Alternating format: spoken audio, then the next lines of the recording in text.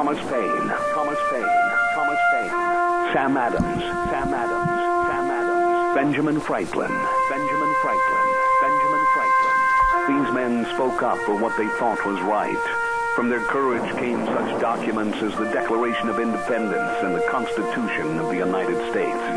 From their willingness to speak what was sometimes unpopular but right, we enjoy such liberties as freedom of speech, the right to keep and bear arms, and freedom of religion. There are those who still wish to oppress our freedoms, and there are still patriots willing to stand up and defend life, liberty, and the pursuit of happiness. Men like Zeb Bell, who honor our founding fathers and what they stood for. It's now time for Zeb at the Ranch, speaking up and defending your freedoms. Brought to you by Magic Valley Les Schwab Tire Centers and all of the other great advertisers on the program. And now, Zeb Bell. I have a list of some really great bumper stickers that were seen on our United States military bases. And this is one of my favorites. The United States Marines, providing enemies of America an opportunity to die for their country since 1775. Amen. Here comes Kate Smith and God Bless America, followed by a Patriot. Come on, Patriots, give me a call, 436-2244, Pledge of Allegiance time. Oh, good morning, Zeb at the Ranch, and Monday, the first Monday in April. Good morning to you. Welcome to Zeb at the Ranch. I'm Zeb Bell with our major sponsor, your Magic Valley Les Schwab Tire Centers, all 7 locations serving you, and, of course, some of our great advertisers like Western Waste Services, always at your disposal. Call them at 734-6969. Right now, let's go to the phone line and have our Pledge of Allegiance. Good morning. Good morning. Hi there, my friend. Go ahead with the pledge, please. I pledge allegiance to the flag of the United States of America and to the republic for which it stands, one nation, under God, indivisible, with liberty and justice for all. Oh, Dal, thank you. It's good to hear from you, and have a blessed week. Thank you very much. You're more than welcome. All right, sir. There's a very nice man along with his lovely wife, and thank you very much. I love it when people call in with the Pledge of Allegiance. Hey, by the way, right now it's time for the weather, brought to you by Cheney Flooring and Home Design, 1228 Oakley Avenue in Burley. Look for the blue door. I'm telling you, the Cheneys have got outstanding ways and means of providing all the things you need to make your house a home. Home decor items, all the kitchen construction, carpet and flooring. All you have to do is stop in and see them today or give them a call at 678-6945. Again, Cheney Flooring and Home Design in Burley. Right now, here's Gina with the weather. Here's your weather forecast as we get ready to ride on for the week. Looks like 80% chance of rain showers for today, and it's going to be windy as well. Out of the west, right around 23 miles an hour. Rain showers off and on throughout the day, going to be tapering off overnight. High of 60, tonight low of 34. Tomorrow, sunny and windy. Out of the west, right around 25 miles an hour, expecting a high of 55. Overnight low of 32. Sunny, slightly breezy, and 65 for Wednesday. Sunny and 73 for Thursday. Mid-70s by Friday. Yesterday's high was 70 and the overnight low was 38. That is your weather for Zeb at the Ranch. Wow. Wow, does that sound like a good forecast. Brought to you by Cheney Flooring and Home Design, 1228 Oakley Avenue in Burley. Yep, look for the blue door. Wonderful people. Tonight's the big night, big NCAA championship game, Villanova versus North Carolina. Yeah, I know. A lot of you are sitting out there going, well, hey, Zebber, I thought you picked Oklahoma to play North Carolina. I did, but boy, did Villanova ever trim their sails. Anyway, it's going to be Villanova versus North Carolina, and I suppose you want my pick? My mind says it's going to be North Carolina, but my heart would love to see Villanova take home that trophy. I don't know. We'll see what happens. And it's also yesterday, the first day of Major League Baseball. I am in all happiness. I love the Major League Baseball season. And my Cubs, go Cubs. Hey, don't forget Daryl's Cleaners at 1223 Albion Avenue in Burley. Kevin and Cindy and their crew serving you with all your cleaning needs. Make your old rumply crumplies look brand spanking new. And by the way, if you prepay, you get 10% off on your order. That's right. When you take your clothes in there, they give you how much it's going to cost. Prepay, hey, you save 10% at Daryl's Cleaners, 1223 Albion Avenue in Burley. I want to also say thank you very much to SafeLink Internet. Boy, I don't know what I would ever do without those folks, because, man, in the morning early at about 4 o'clock, we start up things here to get all the information and everything and contact our different people. Thank you, SafeLink Internet. Over 10,000 customers right now and very, very reliable. You better call and get on the service today, 677-8000. 677-8000. SafeLink Internet, serving you. All right, your turn. Give us a call. Let's start off the work week correctly this morning and get things rolling here. Give me a call about any of the news items that really tripped your trigger this weekend. And I will say, and I mean this, kudos to a young man on Blue Lakes Boulevard in Twin Falls last Friday that was asking for signatures to stop more refugees from coming here to the Magic Valley without having a proper vetting process. You know, it takes a lot of courage. It really does take a lot of courage to do that type of thing. And in the climate of liberalism that's festering in the Twin Falls area, Magic Valley, I just really salute this young man. And quite frankly, I'm just going to come out and tell it like it is, like I always do. Enough is enough. The experts, and I mean the real experts, K.T. McFarland, many others like, let's talk about the Comey with the FBI and many others that have been speaking out on this subject, and they are the experts. They say, wait until we can get a handle on the situation with the Syrian Muslim refugees coming here. We don't know who they are. And then when you have the Times News and CSI and the mayor of Twin Falls coming out like they are purported experts on this situation, absolutely not. And so again, going back to the young man that was trying to gather and garner signatures, I salute him. Takes a lot of nerve, and by golly, I applaud what he did. Calls are welcome, 436-2244, 1-866-927-4587. Don't forget Denny's Restaurant, 611 Overland in Burley. Oh, we had Thomas on the air last week on Thursday. And you know, I've said it before, and I'm going to say it many times in the future. Breakfast is my favorite meal. You want to make me happy, invite us over to eat or something? Hey, just serve breakfast. I'm tickled. I love any kind of breakfast. The omelets, and I love the eggs, and I love the pancakes, and I love the French toast. Oh, and they've got delicious menu orders at Denny's Restaurant. 2 locations, actually, 611 Overland in Burley and 291 Pole Line in Twin Falls. Nice people. Great food at America's Diner, Denny's Restaurant. And by the way, too, good morning to our friends over at Ramsey Heating and Electric. My goodness, they're busy this morning. You better believe it. Opened the doors at 7:30 this morning, and they'll stay open till 5 o'clock tonight. That's right, Ramsey Heating and Electric at 2600 Overland Avenue in Burley. All your heating and electrical needs, and I mean that, all. Great inventory and the people that really can help you. 678-0459, Ramsey Heating and Electric, where they provide warm winters and cool summers. Calls are welcome, 436-2244, 1-866-927-4587. This little bitty story And it was kind of tucked away in right on the fold of the newspaper this morning.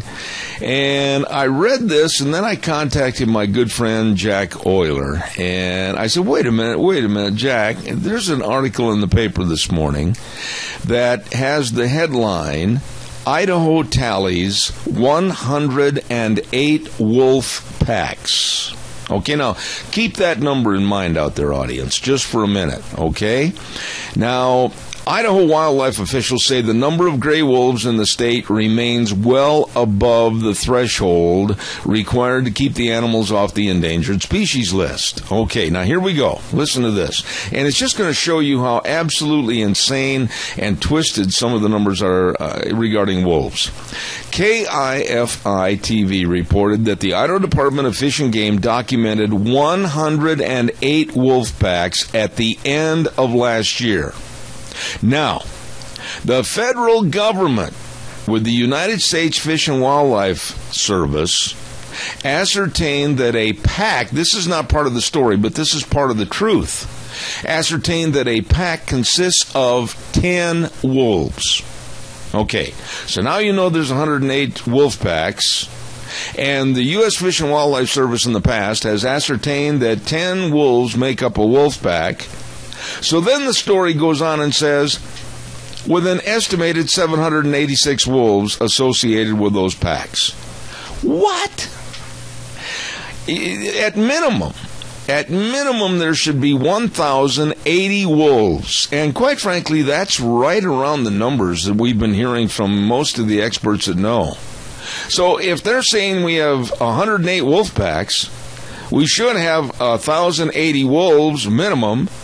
They're saying we only got 786, so what happened to the other 294? Let's get the numbers to correspond with what's happening. I don't know why it's that hard.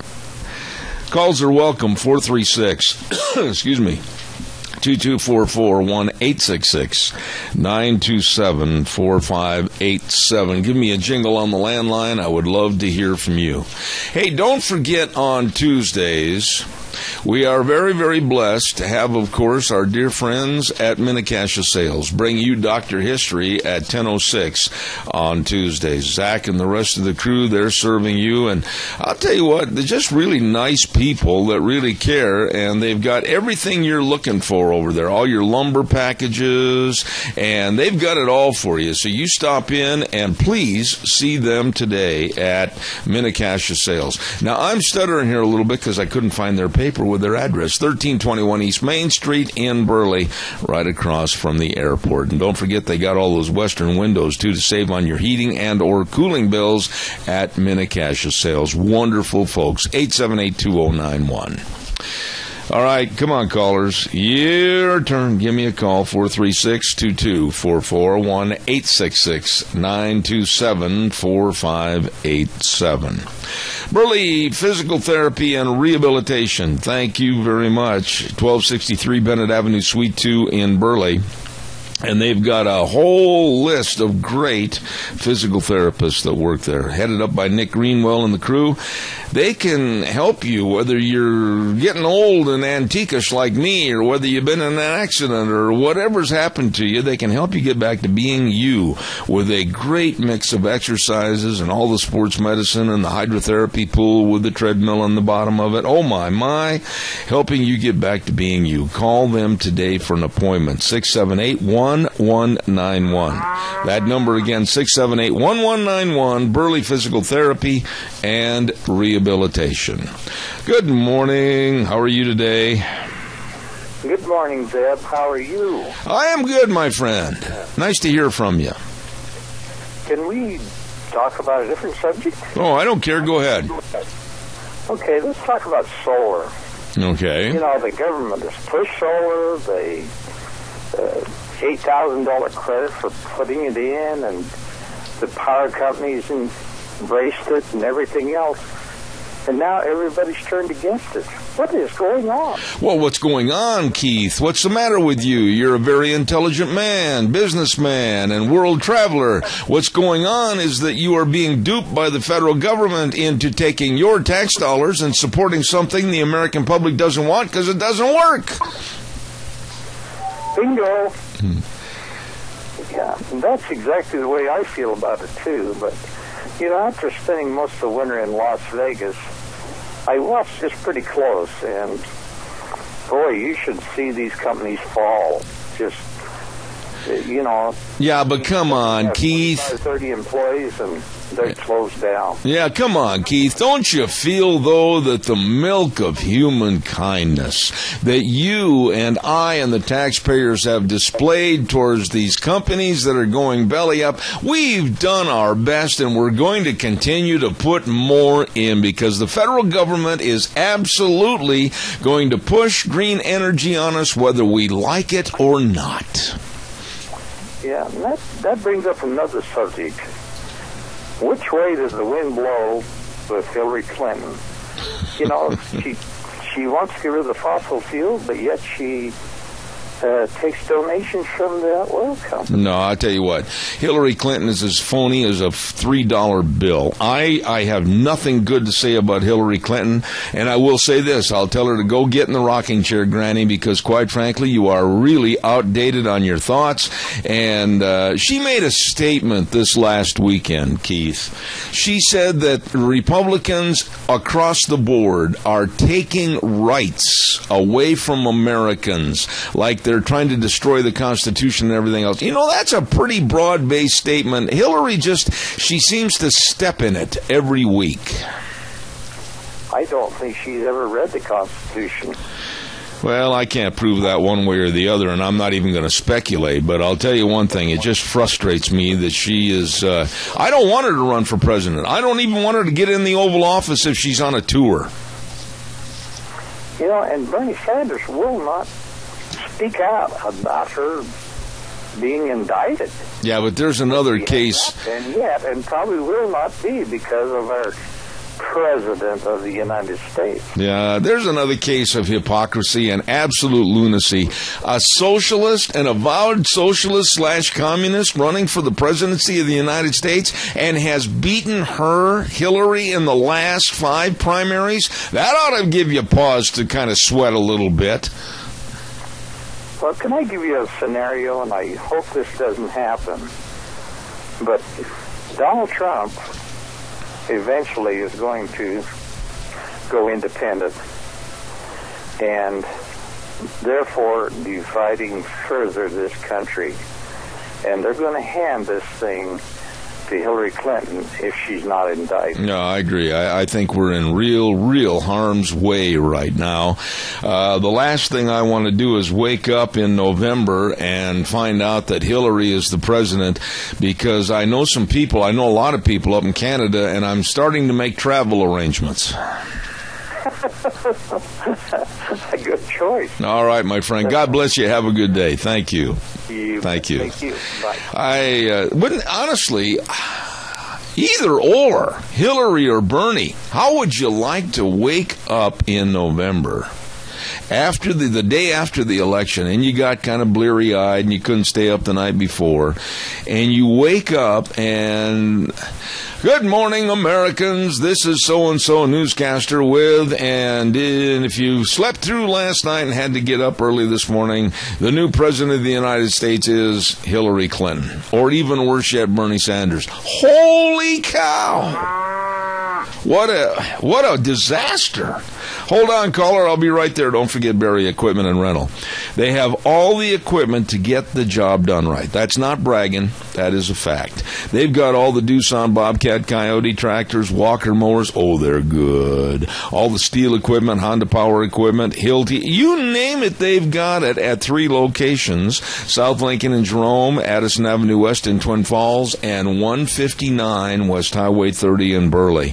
And I really want to tell you about these Coyote tractors. 0% interest right now for 60 months. You better get in there today and talk to the real equipment professionals. Barry Equipment and Rental. Yes, sirree, they have the equipment to get the job done right.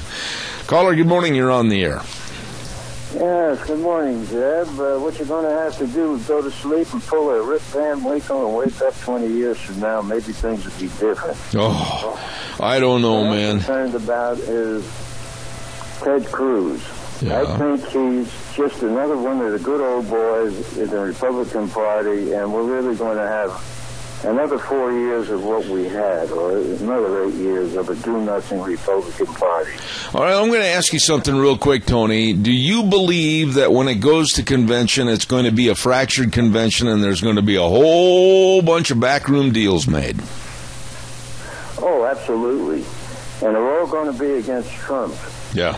And this is the problem. You seen what happened outside of Trump's last night when the people were stomping the American flag? Oh, I'm going to talk about that in just a minute. It was so despicable. I wanted to take off one of my Justin boots right through the TV screen. Yeah, this is where we're headed. You know, the millennials and all that bunch, they won't be satisfied until they're living under communism in this country. I agree with you. Tony, it's good to hear from you. How's Mary doing? Well, she's pretty good these days.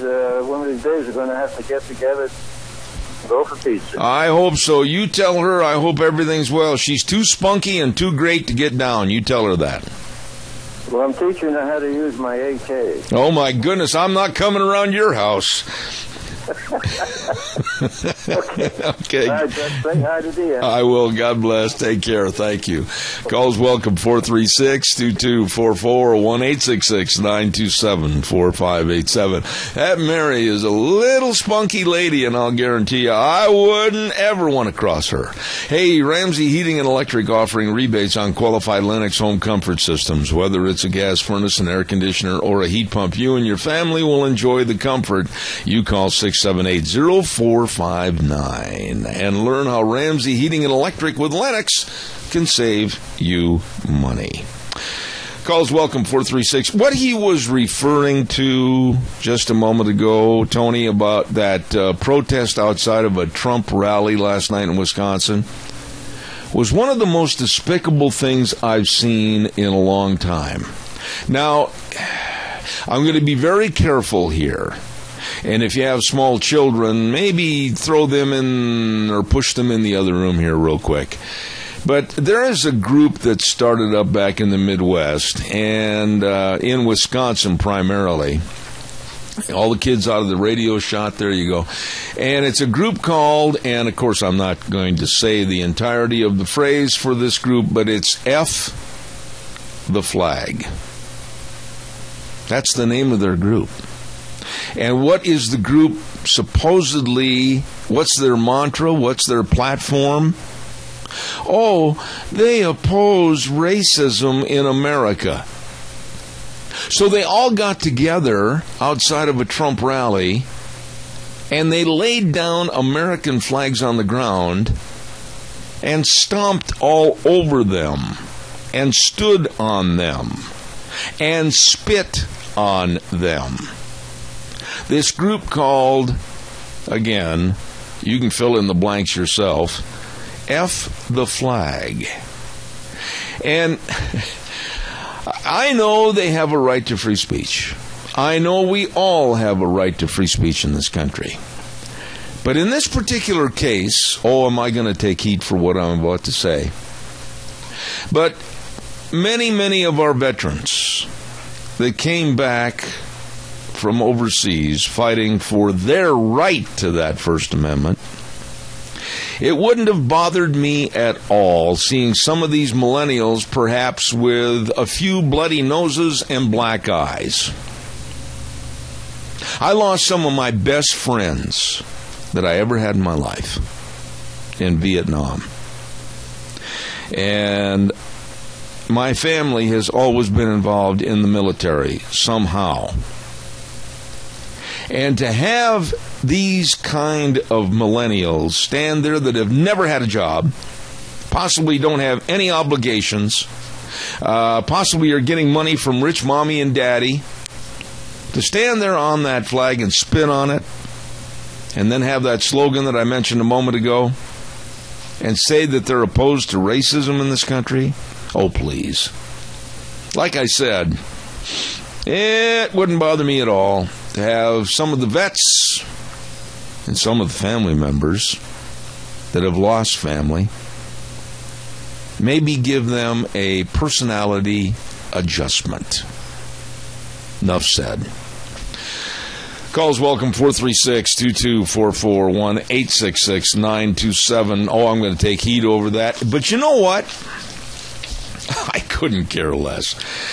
Let's talk a little bit about our friends at Mount Harrison Audiology and Hearing Aids. Oh, my goodness sakes, yes. And I'll tell you why. Because the lovely Dr. Christine Pickup said that there's been more and more research that is showing the link between hearing and brain health. So, boy, you better make sure that you're hearing everything. And there's so many things that can contribute to a lack of hearing. We've told you medicines, or maybe some kind of a disease, or some problem with your heart. Hey, please take my advice and get a hearing screening today.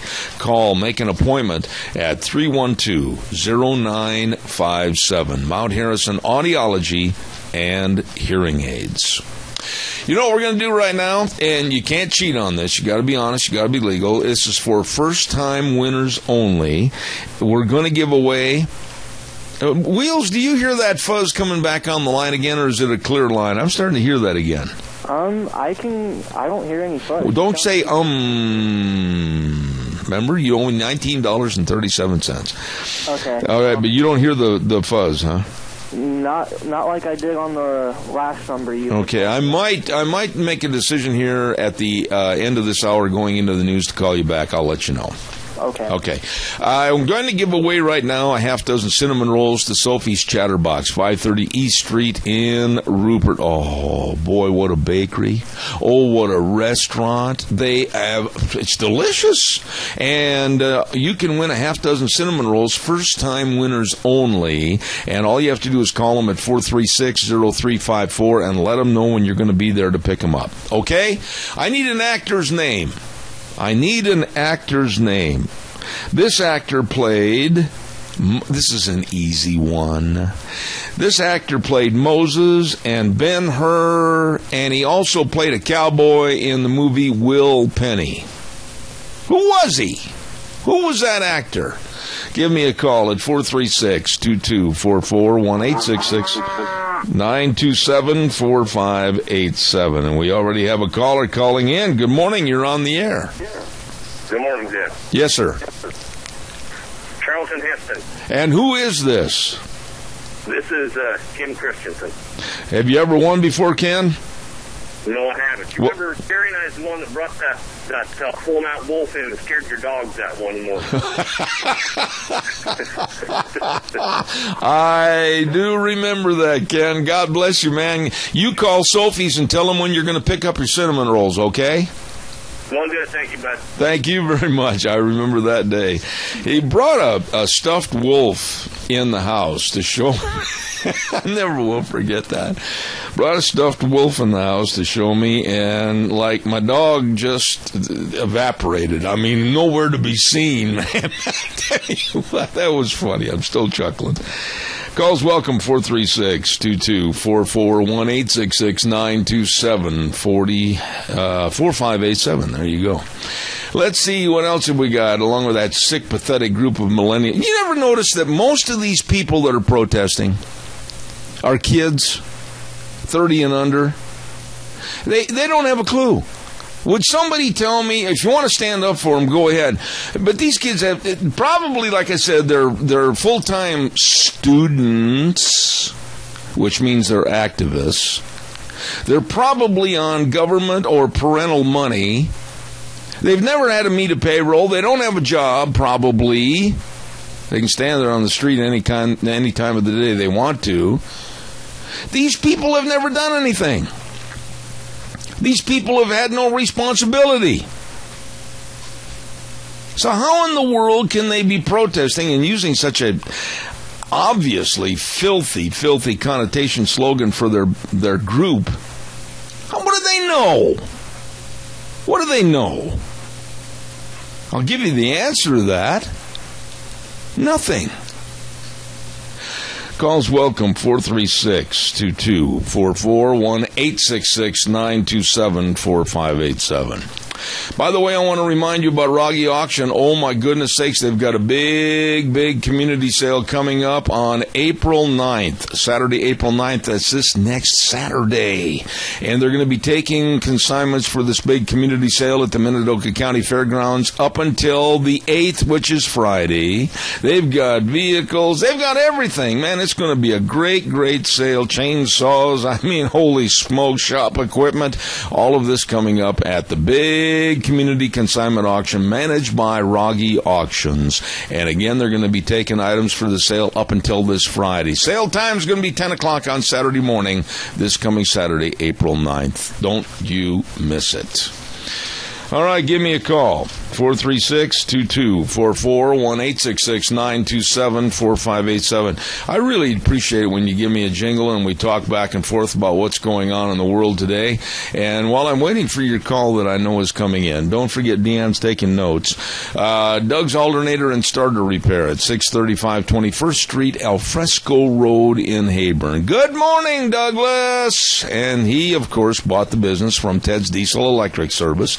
And Doug can rebuild starters and alternators and generators, and he can fix anything. And he also sells brand new, too. Call him at 878-4991. Doug's Alternator and Starter Repair.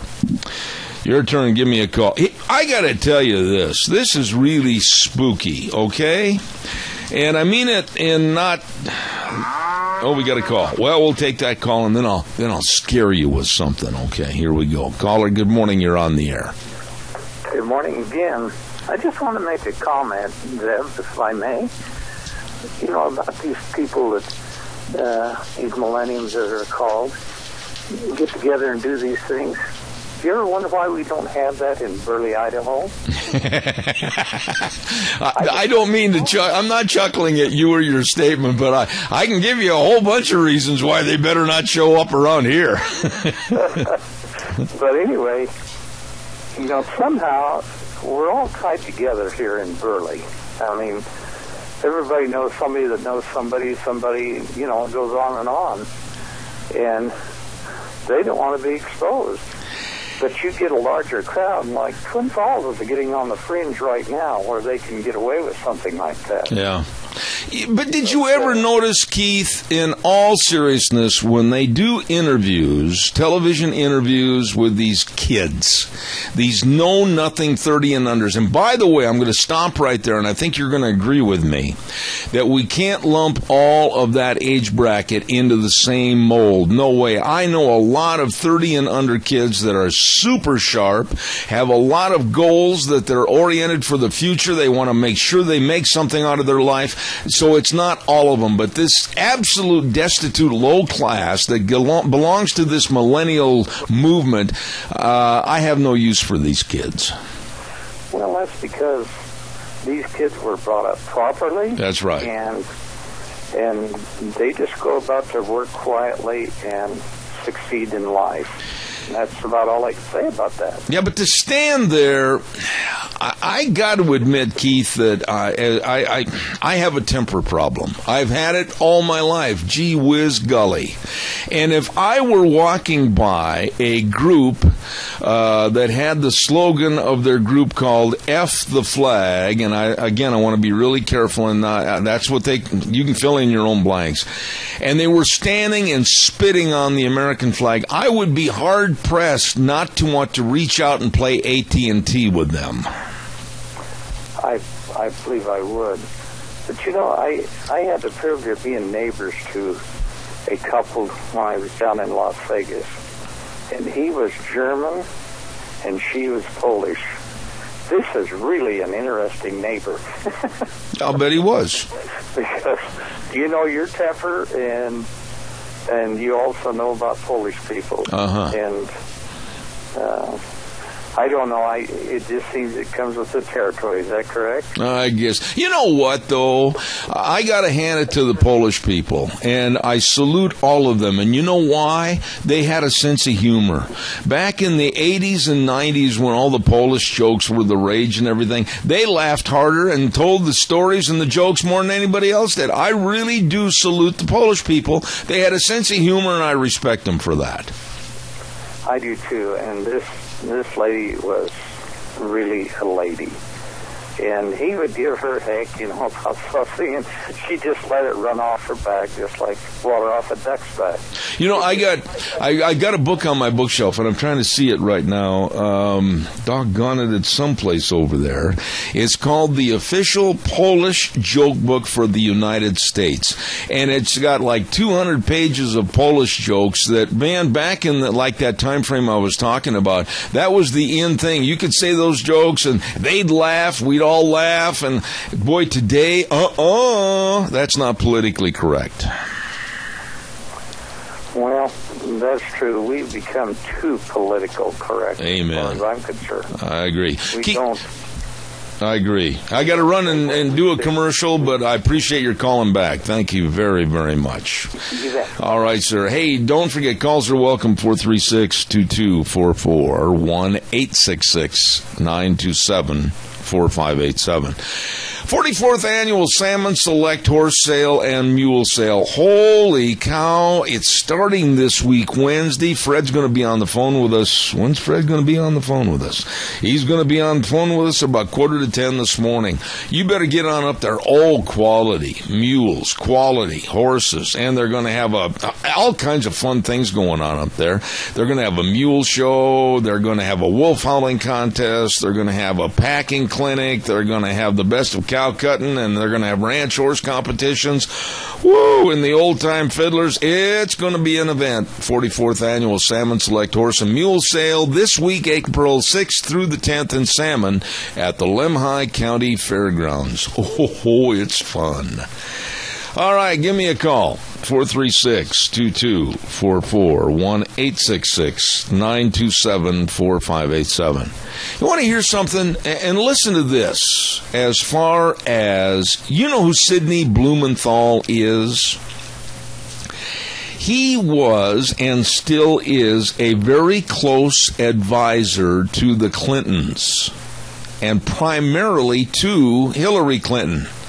You know, there's been a lot of talk about Sidney Blumenthal and all the emails that Hillary sent to him and he back to her and everything, and how possibly he knew a whole bunch more top secret and classified information that he should have. And that's what a lot of this scandal is about with Hillary's emails. But listen to this. Sidney Blumenthal's son, Max, is an avowed Israeli hater. And he came out, he being Max the son, and praised Hamas on their attack on Israeli soldiers.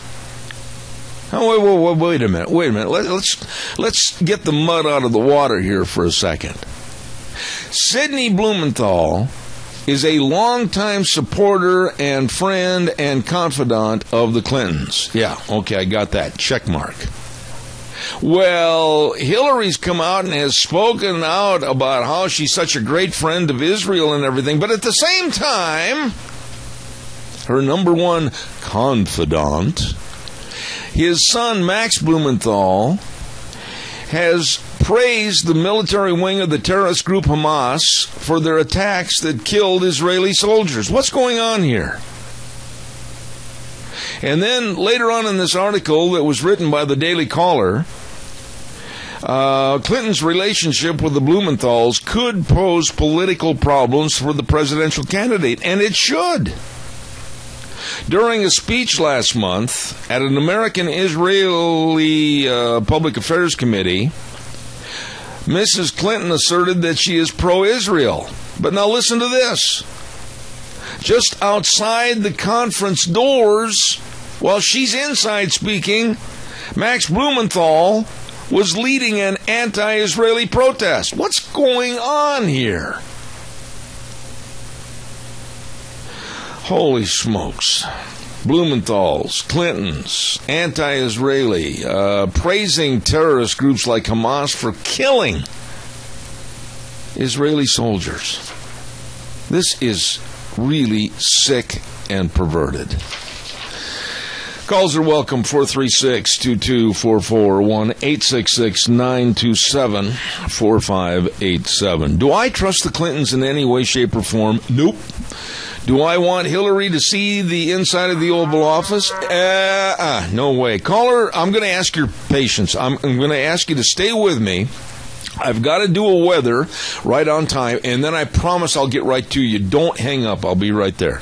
Gano Landscaping and Sprinkler Service brings us the weather at 336 South, 450 west of Paul. The number 431-8733. Oh, my goodness. Now's a good time to be pruning your trees, and they do the best job of anybody.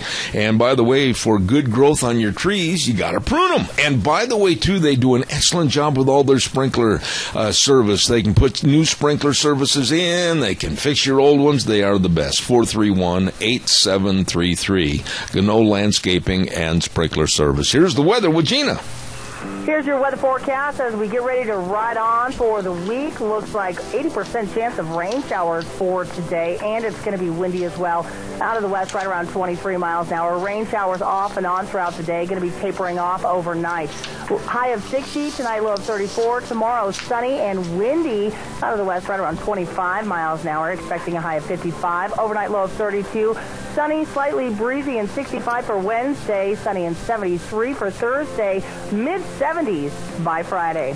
Yesterday's high was 70 and the overnight low was 38. That is your weather for Zebeth Rain. Oh, thank you, Gina. And brought to you by Gano Landscaping and Sprinkler Service. Hello, Scott. This man knows trees. Let me tell you. 336 South, 450 west of Paul, 431-8733. Caller, thank you for your patience. Go ahead. Yeah, this morning I said, because I haven't been watching TV all evening because it was so nice, I said to my wife, is this supposed to do this today? And I guess it is. So, you know what, Randy? You're an old farmer. Randy, wait a minute. You're an old farmer. And so, last night I came home and I thought, man, after that snow we had last week, I'm going to go disc that arena up. I'm going to get it in good shape. I'm going to go out there and take care of it. And I spent an hour disking and got all that mud and those crusty things out of there. And then I harrowed it and it was just as soft as a baby's you-know-what. And now it rains. Oh, yes, but just, this rain is, it's amazing what God does and how it all works and how anybody would doubt it.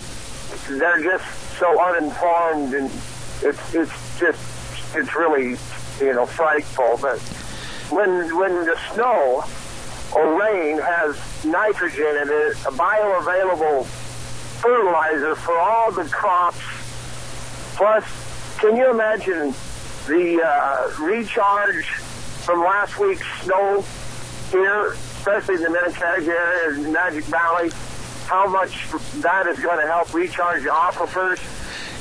I agree. Except that, when you're an old fat man on crutches and all of a sudden overnight you see 9 inches plus of snow, it makes one have a tear in his eye. Well, last Tuesday, by the time it quit snowing, here in Burley, I got to say, we had a foot. Oh, my. We're right where I was in my home. And so it was something else. But, the snowpack in the mountains is great. So what are we going to do with it? Are we going to be judicious with this and conservative and make it do the right thing? So, okay, I didn't start on my point, but when it comes to Hillary and all these elected officials, and in Washington, D.C., there are so many people that are aides and, they're involved with the political process, but we don't know who they are. They're never elected, and how much influence they have over the elected officials, you and I will never know. But every time there's a hearing, there's a whole room full of people sitting there doing nothing. Yep. And you and I are paying for it. And you see, when you have that many people protecting their jobs and protecting the people that we elect, then you can understand why one person can be doing something outside the door, Blumenthal, and then Hillary something else inside, and we say, well, how come they get away with this? Well, I tell you what, Washington, D.C. is full of people that are going to perpetuate their existence, and the only way they're ever going to stop is when they know that you and I are going to somehow stop them. But yeah, but wait a minute right there, Randy, just a minute. With Sidney Blumenthal and his son Max, he should be so proud of Mad Max. And the Clintons being so closely associated with Blumenthal, they knew this was going on for a long time with the son and his anti-Israeli attitude and praising Hamas, a terrorist organization, for killing Israeli soldiers. I mean, that just leads me to think that how in the world could anybody at any time ever support a person like Hillary Clinton? I can't. I got to find out why the Democrats are so infatuated with her. Well, she's all they've got. And the Democrats, of course you know this, they throw all their differences away out the window, and they join in and get their person elected, because the option to them isn't an option. So, I don't know, this morning I got a call from the Republican National Committee before 8. Oh, my. Says, can we put you down for 200 or 100? And then I proceeded to say, if you guys try to throw Trump or Cruz out at the convention, I says, and then you try to put that bonehead Kasich in there, I says, I wouldn't give you anything. All right, It's a disaster. I got to run, Randy, and get a commercial in quickly, but I appreciate it, buddy. Thanks. Call me again. Caller number 2, stay there. Don't go away. I got to remind everybody about Penetron Soil Conditioner by Maisie, with a 22-year proven record of increasing yield and quality on all Idaho crops. That's right. It speeds germination, reduces crusting, improves stand, stimulates root growth and microbial activity, and helps build soil structure, and it helps use less water in the irrigation water. I'm telling you, Penetron treated crops have better roots, and it increases your crop's performance with a proven soil conditioner, Penetron by Maisie. Every year on this program we've talked about them, and a lot of farmers have taken the heed. Get the original, not the cheap imitations. Contact your crop advisor to Penetron Soil Conditioner. You call today. Caller, good morning. You're on the air. Yeah, good morning, Zeb. Oh, now that worked out good, didn't it? Yeah, I think so, yeah. It did. Seems like I know that outfit. But anyway, yeah, it's a great product for sure. But the reason I called is that, you know, what Randy's saying about all these bureaucrats and so forth. Well, number one, you know, they all operate on budgets. And as long as we have a rubber stamp Republican House and Senate, Obama proposes a budget, EPA gets more money. The EPA, of course, is just eating the substance out of our, our energy, all the regulations that come down, taking away our private property and so forth. And BLM and Department of Interior, of course, fit right into that as well. Yeah. And when we had the government shutdown, there was 13,000 EPA employees, 12,000 of them got furloughed for a little while.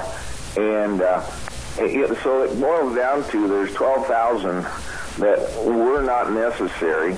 And, of course, folks, the EPA was never even created by an act of Congress. It was an executive order by Richard Milhouse Nixon. And they've been, so it's total EPA and all of these organizations that have bureaucrats out there, like they say, they just have to justify their job. And in justifying their job, they write more rules and regulations. Yep. Congress just rubber stamps their budgets, so we can eliminate that by just stopping the spending. Absolutely. The money, they go away. But unfortunately, Boehner and now Paul Ryan, they just seem like they go right along with it. Mitch McConnell, it's all part of one big club, and to increase the size of government and keep the substance out of our Constitution. I agree with you, and that was very well stated. Adrian, I got to run and do a last commercial for this hour, but thank you very much, sir. Appreciate it. Well, get hold of our congressmen and senators and stop this nonsense, because that's the only way it's going to stop. Amen. The only thing they understand is the money. Amen. Have a good one. Take care. Thanks, Adrian. You know, I want to just quickly say something before I do my last commercial. This week is deadline week. What do you mean, Zeb? Deadline week? Well, it is.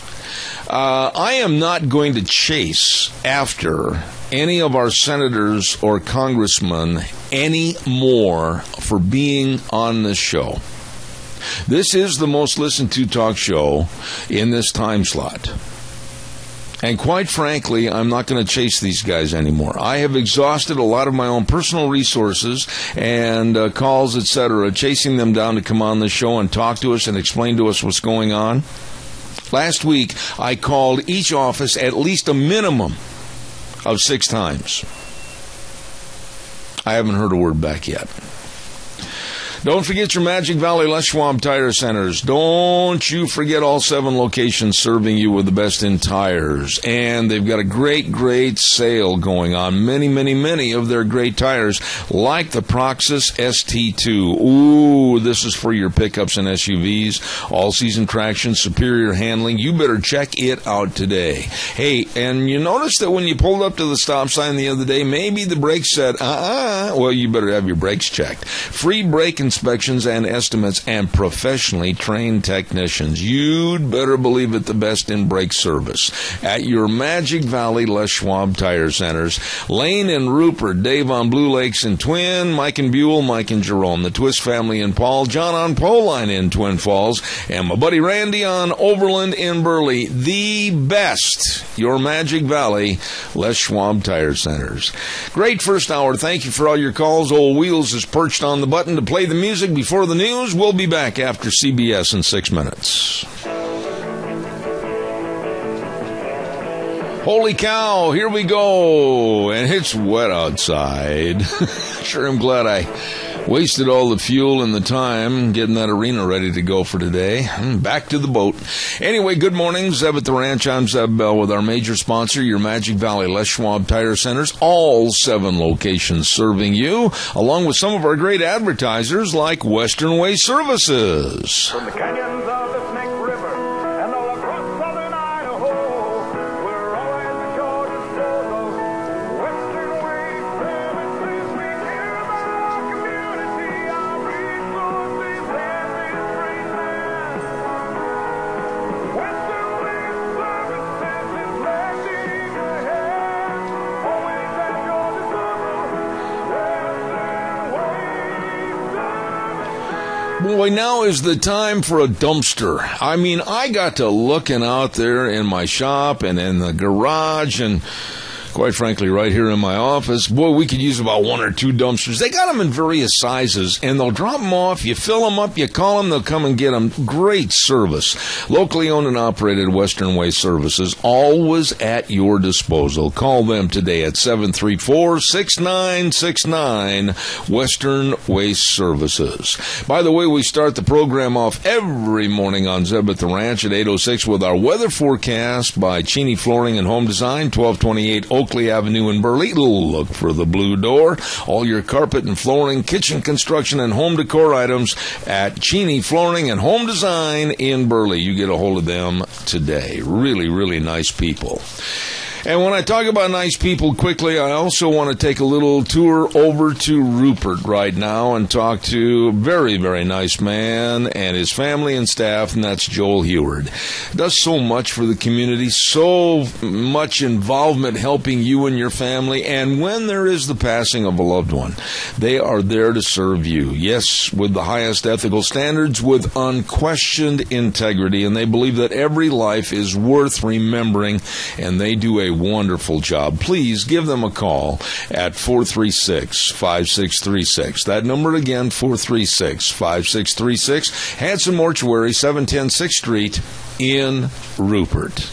Right now, we're going to go to the phone line for about the next 5 minutes and talk to a very, very nice man with the Burley Senior Center over there on Overland. Hello, Dennis Babbitt. How are you? I'm great. How are you, Zeb? I'm great. Hey, did you order this rain? No, I thought that was your request. Oh, I guess I goofed. Listen, Dennis, you do so much to help the Senior Center and so much for the Meals on Wheels. I guess an obvious question is, maybe I asked you this once before, I can't remember, but why? Why did you want to get involved as a Meals on Wheels supporter and also a delivery person for the Meals on Wheels? It started out, I would come in here and pick up meals for a friend of mine that has OCD, and he was reluctant to come into the center here, and after a couple of months they asked me, they said, would you consider getting involved here? And I said, well, yes. What is it going to involve? They said, a little bit of everything. So it ended up that I was asked to be on the board. And then from there, I got involved with a lot of the other things that were going on, and then I was put over the delivery part of the Meals on Wheels and making sure that they were getting out. We had a couple of changes drivers, and they called one morning. They said, we are out without a driver this morning, and you're the only one that knows the route. So anyway, that's kind of how it ended up that I got involved that way. Since then, we've just been working to try and increase those individuals that can and could be on Meals on Wheels to help them. Like I mentioned here before, we had couple of individuals that hadn't been eating right.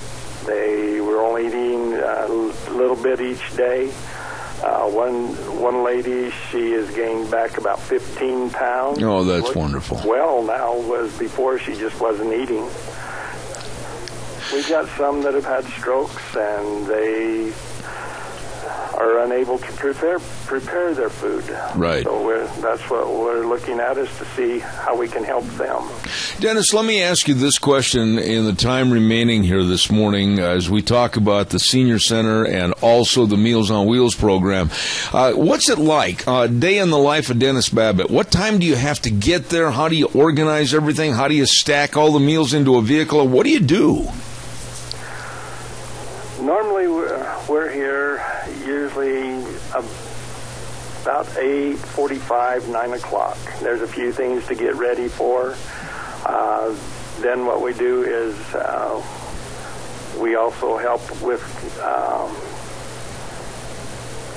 maybe if the cooks are a little bit behind, we may end up helping get things ready for them. And then when it comes time, the meals are ready to come off. Then we've got crates and that we put them in to keep the warm ones warm, the frozen meals frozen. Then usually we like to be out of here by about 10:30 at the latest, and with about 33 deliveries on each route now, it takes about 2 hours to do it. So we're getting through, in the neighborhood of about 12 to 12:30. Have you ever figured up how many times a week you get in and out of your vehicle? I can't count very high. I can count to 5, and so after that I give up. I admire you. I really do. I hold you in the highest esteem for what you're doing to service and volunteer your community. But my goodness, it takes a lot of time and effort. Real quick, are you looking for some more people to get involved with the delivery and the overall program of Meals on Wheels? If you are, where do they go? Who do they contact? We're in the process of trying to increase our meal delivery, but at the same time, we're also trying to work it so that we can get donations. To be honest with you, I don't know how much the government will be able to continue to provide for the center. We've got an election coming up this year. We've got changes, and what money sometimes comes in is either from Office on Aging or from Medicaid, and yet we're trying to work it so that we can become self-sufficient. In other words, even if the government is unable to pay anything, we can still provide Meals on Wheels. Right. Dennis, God bless you and all the folks over there at Golden Heritage Burley Senior Center. And the number to call for information, 878-8646. God bless you, man. Have a wonderful week, okay? Okay, and you and Deanne, too. All right, sir. Thank you. A very, very nice man right there, Dennis Babbitt. And, he's a great volunteer for the Meals on Wheels. Oh, my goodness, we've got to pay some bills here real quick. Let's see where I'm at. Salmon Select Horse Sale this week. We're going to be talking to Fred Snook a little bit later on in the program. It starts on this Wednesday and goes all the way, Wednesday all the way through Sunday. My goodness, the 44th Annual Salmon Select Horse and Mule Sale up in Salmon at the Lemhi County Fairgrounds. Oh my, they've got mule clinics. They've got all kinds of different things going on in the indoor arena, including a packing clinic and ranch horse competition, cow cutting, poles and barrel competition. The list goes on, and inclusive also the great mule sale and horse sale. You'd better check it out this week, the 44th Annual Salmon Select Horse and Mule Sale. This week, April 6th through the 10th in Salmon, Idaho at the Lemhi County Fairgrounds. Oh, and by the way, let's not forget our friends over at Let's Ride, 270 Highway 24 between Rupert and the World. By golly, that's where the fun is sold. They've got all the ATVs. Oh my goodness, open the front door, step in the showroom. Look at that. And then have fun outside this summer. You're going to love it. And by the way, it's time to get all your ATVs, dirt bikes, and boats all serviced and ready to go. You'd better believe it. They've got a fantastic service department. Call them at 436-4771. Yep, they're located at 270 Highway 24 between Rupert and the World. Let's Ride, where the fun is sold. Wonderful people. Oh my goodness, she's back. I can't hardly wait for this. This is going to be fun. Vicky's Country Garden, 185 South, 600 West of Paul, with the lovely Miss Vicky. Good morning. How are you? Good morning, Zeb. I'm just fine on this nice spring rainy day. You know what? I said it before and I'll say it again. I went out last night and I made sure I had my arena all disked up good and then harrowed and everything because I wanted to use it today, and now I can't. What can we say? It won't be long till the dirt's going to be blown and you can't use it then because you can't see where you're going. Well, what is going on over at the great place, Vicky's Country Garden? I bet you're so excited for a brand new season. Well, we are. We've got everything up and running and going. That little bit of snow that we got, that little 12 inches that hit, didn't slow us down anywhere. We just kicked into high gear, and we're just going even faster. Oh, I know you are. Now, listen, what about now? Here it is. I know we got a little rain on April the 4th, but what can we be doing right now to get ready for our gardens? Well, a lot of people have their gardens already tilled and everything before the rain and stuff, and we're already starting to plant. And so you just want to be careful not to get into those gardens if where we had the wet snow and now this little bit of rain. Don't try tilling those gardens when they're too wet. You can cause yourself a lot more problems than you can good. So let it dry out to where you're not causing great big mud clods, because those mud clods will still be there in August. Okay, all right. They won't go away, I know. So don't get too carried away. But if your garden is tilled and if it's ready to go, you can do your seed. There's a lot of things that can start going in right now. Onions, cabbage, peas, carrots, radishes, spinach, lettuce, all of the good stuff can go in right now because they're cool weather crops. Now, let me ask you this, though. What happens, though, if, like, in 2 weeks, and we've seen it happen before many times here in Idaho, that they've been planted and they're in the ground for about 2 weeks, and all of a sudden we get a real cold snap? What happens? They'll be fine. These are all the cold weather crops that can handle, like the cabbage, if you plant cabbage plants. They can handle the frost. It's not going to hurt them. The seeds won't germinate until the ground temperature's warm enough to bring them up anyhow, but the peas and stuff, again, they can all handle frost if it hits that cold and does a frost situation. Okay. Now, I understand, Deanna's helped me take notes and everything, that you've got a brand new supply of a whole bunch of compost. How are they going to better use that so it helps further the growth of their garden? Well, compost is an excellent soil additive. It's a soil conditioner. If you've got heavy soil, like the heavy clay and that type of thing, it loosens it up and doesn't let it compact down. It helps hold moisture and distribute the moisture better. Puts all the micronutrients back into the soils. If you've got high alkali, sometimes it helps bring the pH down. Any of your natural organic mixes can bring the pH down in your soil. So it does a lot of good. Fertilizer value is not a real heavy situation. You get a little bit of phosphate out of it, but the conditioning that it does in the soil is the better situation. Okay. Now, what about a lot of people, they don't grow a garden, but they just really get into, different flower bed designs and that type of thing. Can you help them with those items? You bet. We just got in a whole shipment of new trees. We've got beautiful flowering trees right now.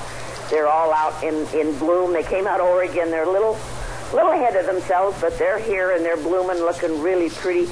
Good selection of fruit trees. Roses will be in here anytime. We're getting new stuff in on a weekly basis, plus all of the stuff that we're growing here. And we've got some of the neatest new lawn decor you've ever seen. We redid our entire gift area here. All kinds of new things in there and fun things, and just need to come in and check us out. Okay, now, Vicki, I got a question for you. My neighbor down the road, we were talking the other day about trees, and I don't know a thing about trees. What would you suggest is a fast-growing, kind of a good windbreak tree? A good windbreak tree? Yeah. Well, the pine trees are your best windbreak. Your spruces and that, they're not very fast-growing. A lot of people will use willow trees or the poplars. And there's a variety of poplars that are called the Niagara thieves that is a better one than the old standby Lombardy poplar. Not as disease-prone, but they're the tall columnar type that go in. You can do a combination of like lilac bushes and poplars and things of that nature that will come in there and make a nice wind block. There's enough foliage on it that you'll get a good wind block in the summer and the spring and the fall. Still even helps even when the leaves fall off. You've still got enough branching. It slows the wind down anyway. Okay, now, what is the average, I don't mean to put you on the spot on this, but of those type of trees, what can a person look for as an average annual growth? If they're in good soil and they're fertilized and watered really well on the poplars and that type of thing, you should be able to get 12 to 18 inches at least a year. Oh, my. There's also a tree called off trees, but they're in the willow family. They grow very fast. They can sometimes jump 8 to 10 feet in a year. So you're talking they're like a teenager. You go out and buy them a bunch of good groceries, and they're going to grow right out of their clothes. They can do this, yes. But, the average, and that's, like I say, that's in good soil conditions. That's with, with good fertilization. But even in just average general conditions, you should get a good 10 to 12 inches a year out of them.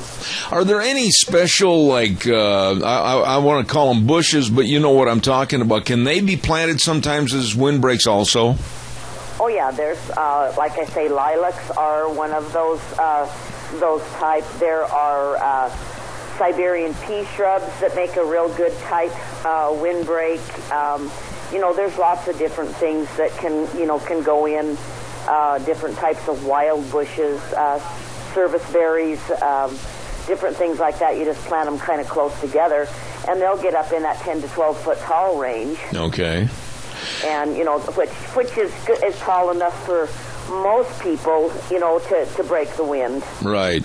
Now, what about bark? When you put all these decorative areas around on your lawn and all your flower beds and everything, do you have all the bark over there?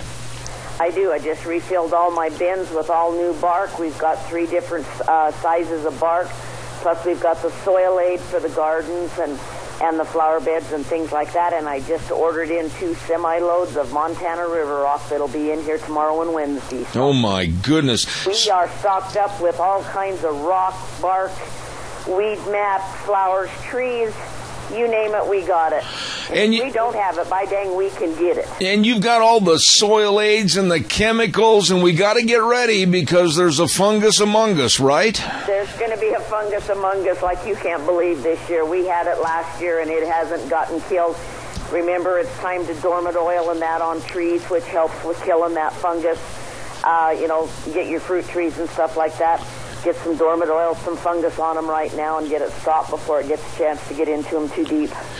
I talked to you last year, I think, about a little problem we had on our lawn, one portion of our lawn, and it really grew like a cancer, and it's probably about 4.5, 5 feet wide in circumference, and it's just kind of weird-looking kind of a grass or a fungus on the lawn. What should we be doing about that? Should we take a shovel and cut it out and replant it? What do we do? Well, for starters, you want to go in there with a good hard-tooth rake and rake it really good and get that thatch out of there so that lawn can aerate just a little bit and dry, because fungus likes warm, moist conditions. So open it up, aerate it really good. Don't fertilize that area if it's a fungus, and then hit it all the way around and start in on about every 10 days and hit it with a real good fungicide for lawns. Daconil works. I've got a granular here. It's called F-Stop, and that's for fungus stop. Oh, okay. Okay, you scared me, Vicki. I know. I can hear you take a deep breath. Woo! I'm okay now. My eyes are back and focused. All right, there you go. But there are some things out there that you can put on your lawn that will stop that, and it's a good time to do it, to think about it again. If you have it now, it's coming through the winter. Put it on in the fall, too. Okay. And stop that before it can, so it can't lay there and just keep getting more, keep getting stronger on you. Okay, we got about 2 minutes left, and I also wanted to mention, I heard a report and I read some stories that we this year could see another major bad year for voles. Is that true? Yes, it is. They're saying that they're still at their peak right now. So far, we haven't come up with a disease that's going to get rid of them, and they're very, very mean, that's for sure. I mean, they're doing a lot of damage. Okay, we've got a caller with a quick question. Caller, real fast. Go, please. Have you got a spray you can spray and it won't hurt the flowers but kill the grass? Yes, I do. It's called Grass Killer, and this is a good time to get it on. Okay, thank you. Want the grass to be about 6 inches tall and spray it once, and then in about a week later spray it again, and as a rule you can get a real good kill on it. You can spray it in iris and flowers. It only kills grass. That's excellent. Thank you very much. Thank you, caller. I appreciate it. Vicky's Country Garden, 185 South, 600 west of Paul, with the always smiling Miss Vicky. Hey, I'm looking forward to a great season this year. I appreciate you coming on the program. Not a problem, Zeb, but I think we need a road trip. I think we need to go to Salmon to the horse sale. Well, pick me up. We're on the way. All right. See you later, Vicky. All right, thanks. All right, bye-bye. Be sure and call the office over there at Vicky's Country Garden for any questions at 438-5663. I'll look forward to talking to her every Monday for the rest of the season. Thank you very much. Hey, by the way, don't forget Cameron and Siemens Insurance, Highway 20. I bit my tongue. Hold on a minute there, folksies. I'm in mortal pain. Okay, we're better. Once again, Cameron and Siemens Highway 24 in Rupert. All your life insurance, health insurance, retirement planning, and employee benefits. You better believe it. They are dedicated and responsive to your needs. Please give them a call for an appointment today to find out where you're at or where you should be for complete protection. 436-4424. That number again, 436-4424. Cameron and Siemens Insurance, Highway 24 in Rupert. Really nice, knowledgeable people. Oh, my. Let's see. In just a few moments, we're going to have Carrie Kupek on the line with us from the Alliance Defending Freedom, and we've got a really, really interesting story from her. And then I also want to remind you that at 9:46 this morning, we're going to have Fred Snook on with the Salmon Select Horse Sale, so don't forget that. While we're waiting for our next guest, I want to remind you about some really good people that have started advertising with us a couple of weeks ago, and they've got a wonderful product. It's called Cutting Edge Curbing, and it's Sarah or Mike Baxter, and they're located at 424 16th Street in Rupert. Two telephone numbers to remember, 808-3360 or 260-2583. Now, they offer different kinds of curbing for your property to add beauty and value to your property. That's right. And they can have the stamping and the cobbled tone and the slate and the basket weave and the natural stone. This is beautiful curbing for your property. It can be the slant curbing, the mower's edge, the square, or the dome top. You call them for an estimate. Really nice people. Cutting Edge Curbing, 808-3360. You call them today. And a reminder, at 10:06 this morning, we're going to have Marita Noon, and she is, I think, one of the best energy experts in the country, and she lives down in Albuquerque, New Mexico. She'll be on our program at 10:06, and then at 10:30 this morning, we've got brand new Senator Kelly Anthon. Did a great job, I think, for us during the legislative session, and we're going to have him on the air talking about that. But right now, we're going to go to the phone lines, and I say good morning to a wonderful lady that I just absolutely think she does a fantastic job. Carrie Kupek with the Alliance Defending Freedom, and she's the Legal Communications Director. Good morning, Carrie. How are you? Great. Good morning, Zeb. We're getting rain out here. How's everything on the East Coast this morning? Pretty sunny, nice. It's a good day here in Washington, D.C. Oh, just rub it in. Hey, by the way, we have talked about this story before, and it seems like it's a cancer that's growing in this United States, and it seems like businesses and even the National Basketball Association are getting involved in trying to underwrite an absolute insidious movement of where transgenders can use any bathroom or locker room that they want. And thank goodness for the people in North Carolina. Thank goodness for the governor, Pat McCrory, for standing up against them. I'll let you give us a complete overview as to what's happening. Go ahead, please. So on February 22nd, the Charlotte City Council passed an ordinance that was essentially a direct attack on the long-acknowledged truth and common sense understanding that sex-specific bathroom facilities and locker rooms preserves the privacy and safety of both men and women. Going into a locker room or a restroom that corresponds with your biological gender is how we do things because it makes sense. It makes sense in terms of privacy. It makes sense in terms of safety and dignity. And this is not something that has ever been questioned or really ever been on someone's radar. Well, unfortunately, the Charlotte City Council passed an ordinance that totally undermined this common sense way of doing things and said that essentially, based on your feelings rather than biological facts, that's how you choose bathrooms and restrooms. And what's interesting is that the lead proponent of this particular bill is the former president of the LGBT Chamber of Commerce in Charlotte, and this man was a convicted sex offender. Oh, my. And he was leading the charge on this bill. Well, the city council passes this bill, and the North Carolina legislature called a special session and said, no, this is not going to work for us. This does not ensure the bodily dignity and safety and privacy for all Tar Heels. And they called a special session, and they repealed this ordinance, and instead they put it into place. They passed something called the Public Facilities Privacy and Security Act, which essentially rectified what this ordinance had done, and it restored fundamental privacy norms to bathrooms in government and public school facilities.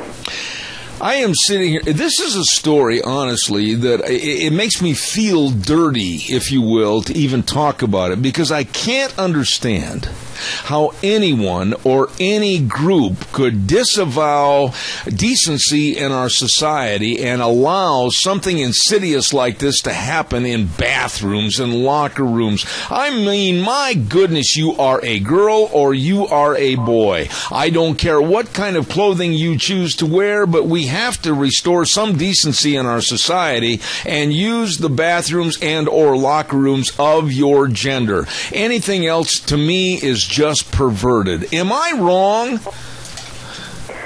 Yeah, again, the common sense component of this should really just strike everyone as the right way to go. You go to a locker room or restroom to take care of intimate, personal things related to your body. This is not some place where you want to be with a stranger of the opposite sex. But what's really been disturbing to me is the amount of corporate bullying that has taken place against the state of North Carolina in the last few weeks and continues through this week. You have everyone from the NBA and Apple, and you have Governor Cuomo even coming out and condemning this law that all that it says is, that men and women need to use the locker rooms and restrooms that correspond with their biological gender. I'd also like to point something out. This law does say, so say someone goes through sexual reassignment surgery and actually does all of that, and they have their gender changed as a result on their birth certificate.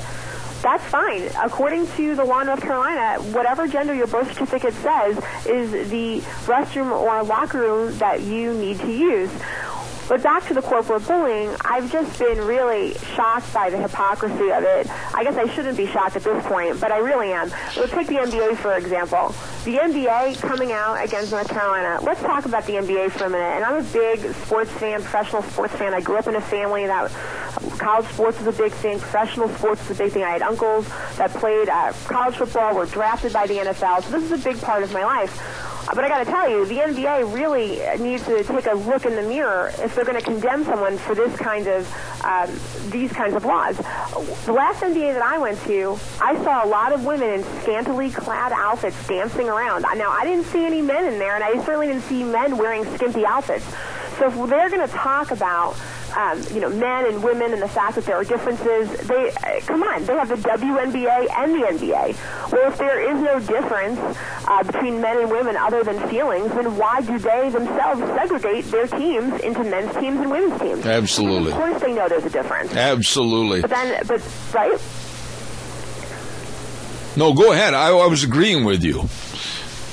Yeah, sorry, it broke up for a minute. I couldn't hear. But it's just the hypocrisy to me is nothing short of astounding when you have corporations or a big business like the NBA criticizing North Carolina when they are one of the biggest companies, if you will, in the country that segregates based on gender. Yeah, now, Carrie, this makes no sense to me, and I go right to the blunt part of the story. Why would corporations, why would the NBA want to sacrifice the appeal for families? I mean, the appeal to watch maybe the Cavaliers take on the Golden State Warriors. Why would they want to lose the appeal of what they're trying to sell to families and advocate something as filthy as open genders? Anybody can go into any restroom they want. Why do they really understand what they're advocating? No, I don't think they do. Because if that was the case, if they were going to be consistent, let's do away with the WNBA. Let's do away with the NBA being men only. If gender is but a construct in one's mind and is based on feelings, then they need to start mixing the teams. It's as simple as that. And of course they're not going to do that because they recognize the inherent differences between men and women, and they plan and they arrange their teams accordingly. So of course they understand. Just by their very actions, the NBA recognizes the differences between men and women. Yet in North Carolina, they're coming out and saying, oh, no, but you can't have restrooms and locker rooms according to gender, but we can have teams according to gender. This does just not add up. Yeah, but now, wait a minute. This all seems really insidious to me as a cover-up for what started years ago, and I've really had a lot of stories on this, that there are major movements in this country for a unisex society. Do you believe that's part of the problem? I think there's a movement to do away with gender, which would be really sad. It would be very sad. There's a reason men are men and women are women. There are inherent differences in both men and women that should be celebrated and embraced, not done away with so we can be this, like you said, this unisex society with no color, with no diversity.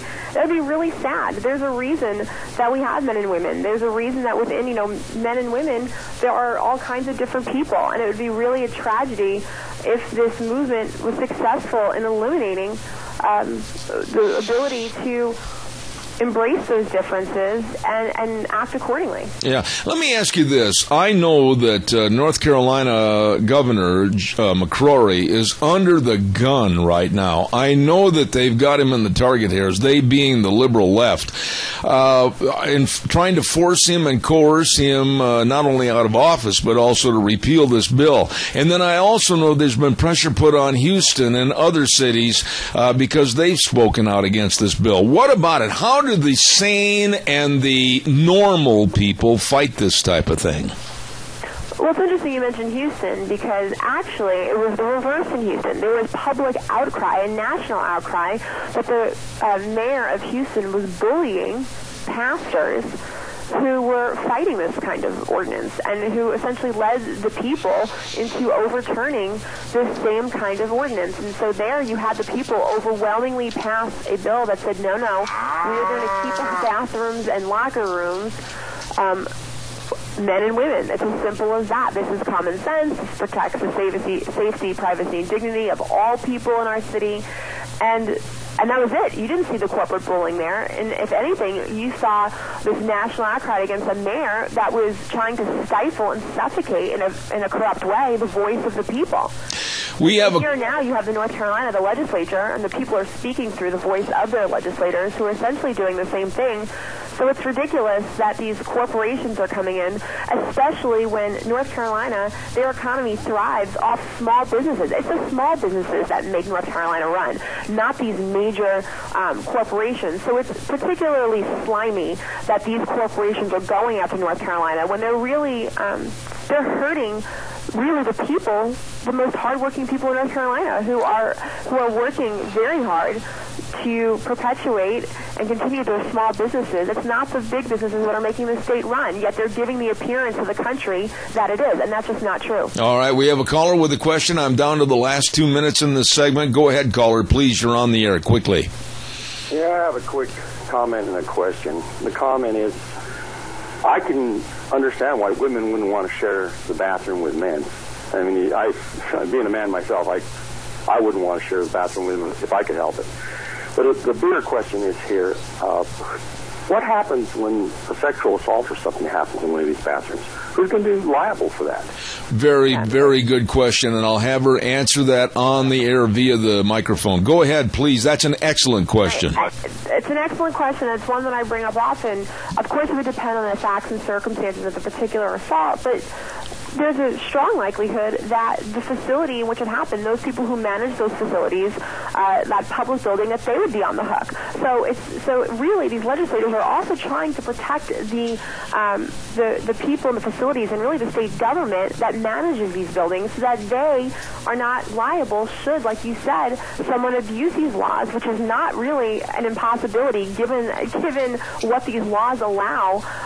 And so if someone was to abuse those, it's the people who run these buildings and the state government that's going to be on the hook. And that's very unfair. And I often think about these activists and these corporations who are pushing these kinds of anti-gender bills. And I want to ask them, okay, do you want to pay the attorney's fees and the cost of a lawsuit should someone be assaulted? No, of course you're not going to be there if something happens, if someone abuses these laws. And guess what? The people who manage these buildings are going to be on the hook, and that's a big problem. Kerry, last thought. I was reading the cheat sheet that was sent to me on this story, and the right to our privacy, the right to your privacy, the right to my privacy, basically is going to be null and void if this issue takes the forefront in many more cities and many more states. And quite frankly, government is going to tell us what we can have as privacy or not. This disgusts me, and I think all Americans should stand up and say no to this.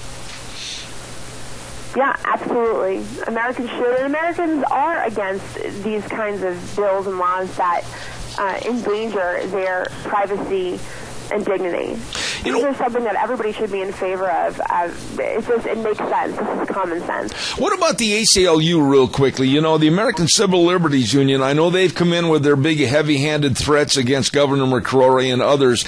You know, they of all people, American Civil Liberties Union, they should be standing up for the people that want privacy and decency in this country. Yeah, absolutely. They should. Again, this is common sense. It really is. This is basic common sense that we've all abided by and here really forever. And it shouldn't change now. You do an outstanding job, Kerry, and thank you so much for coming on the program this morning. I'm going to follow this story and see what we can do to lend assistance. But thank you very much to Kerry Kupek with the Alliance Defending Freedom, Legal Communications Director. God bless you, and we'll see and talk to you next week on Monday. Thank you very much. Sounds good. Thank you. Wonderful lady right there. You know, the world is going to heck. I mean, for Pete's sakes, 25 years ago, did you think you'd have to worry about your daughter or your little niece going into a restroom for fear of molestation because of a transgender being there? I can use any bathroom I want to. This is sick. This is absolutely sick and perverted. Time for the weather, and the weather's brought to you this hour by Lennox. And, of course, Ramsey Heating and Electric offering rebates on qualified Lennox home comfort systems, gas furnaces, air conditioners, and heat pumps. Your family will enjoy the comfort always. All you have to do is call Ramsey's at 678-0459 and learn how Ramsey Heating and Electric can save you money with Lennox. Here now is Gina with the weather. Here's your weather forecast as we get ready to ride on for the week. Looks like 80% chance of rain showers for today, and it's going to be windy as well. Out of the west, right around 23 miles an hour. Rain showers off and on throughout the day, going to be tapering off overnight. High of 60, tonight low of 34. Tomorrow, sunny and windy. Out of the west, right around 25 miles an hour, expecting a high of 55. Overnight low of 32. Sunny, slightly breezy, and 65 for Wednesday. Sunny and 73 for Thursday. Mid-70s by Friday. Yesterday's high was 70 and the overnight low was 38. That is your weather for Zebeth Ranch. I appreciate it, Gina. Thank you very much. Brought to everybody by Ramsey Heating and Electric and Lennox. With gas furnaces, air conditioners, and heat pumps, you and your family will enjoy the comfort. Call them today at 678-0459. Ramsey Heating and Electric and Lennox, saving you money. Well, right now, we're going to go to the phone line. Old Wheels is burning up the phone lines over there, calling people for me this morning, and we're going to talk to my friend Fred Snook up at the 44th Annual Salmon Select Horse and Mule Sale this week. Fred, are you ready? Well, hi, Zeb. Yes, we get ready, and it looks like we're going to have good weather. It's supposed to be in the mid-60s. We hit 71 or 2 here in Salmon yesterday, so the snow's all gone, and it's getting dry and clear and going to be a super time. You know, you have done, and I really want to point my finger in your direction because you personally have done so much for this sale and the growth of this sale and turned it into a great big fun happening, not only for the community but for the entire Northwest to be a part of. Give us kind of a quick breakdown of all the different activities that you're going to have up there. Well, and one thing I didn't mention much last time was the barrel racing. So all you barrel racers, Friday at 4, they have the poles and the barrel racing. I was just looking at the big, beautiful buckle that goes to the winner of that, sponsored by our Arson store here. But I think they have a $1,000 added purse for the barrel race. Oh, wow. Okay. Friday at 4 o'clock on... earlier that day, Friday, we have mounted Shooting for the mules, I think we have more than 10 of our sale mules signed up for that. There's the big mule race. Now, that's quite an event. That's at 2:30 Friday, the Jeff Allen Memorial Mule Race. $1,000 to the winner of that, and then $600, I think, the second. It's a big deal, and it's a fun event. The Mule Trail course showing follows that at 3. And Friday morning from 10 to noon, we have what's called the Best of the Pen Mule Challenge, where each person brings their mule in for 3 minutes and just in the round pen and does whatever they want. So the mule buyers really get a chance to see all these mules in action in several events. Okay. Now, everything's going to kick off. On Saturday, Zeb, on Friday, a big horse event is the ranch horse competition. Right. Again, there's about 50 of our sale horses in that.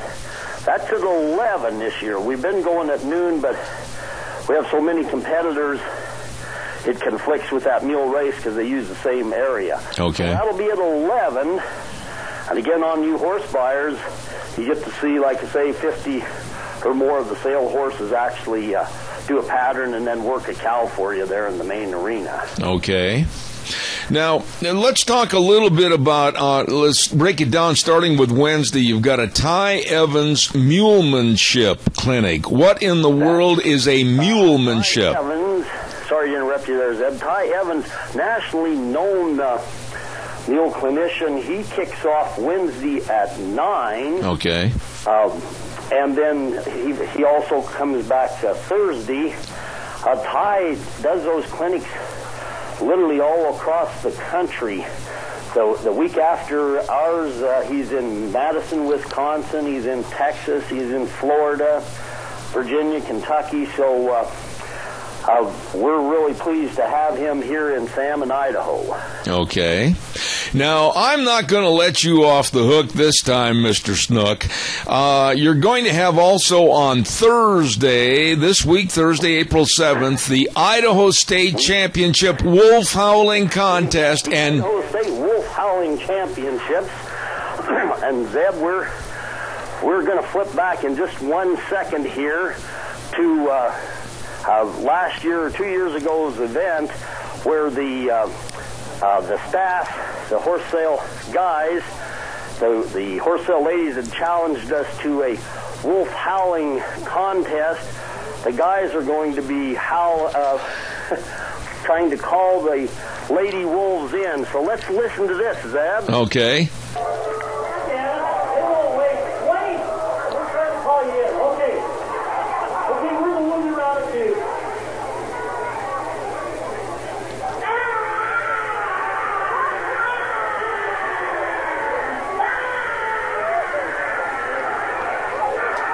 Oh, Lordy. Oh, my.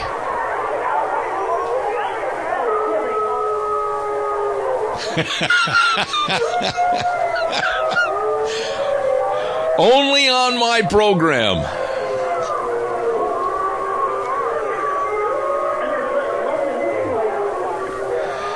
Well, how did you like that, Zeb? You know what it really sounded like was a bunch of husbands that their wives had just filed for divorce and they got the farm, they got everything.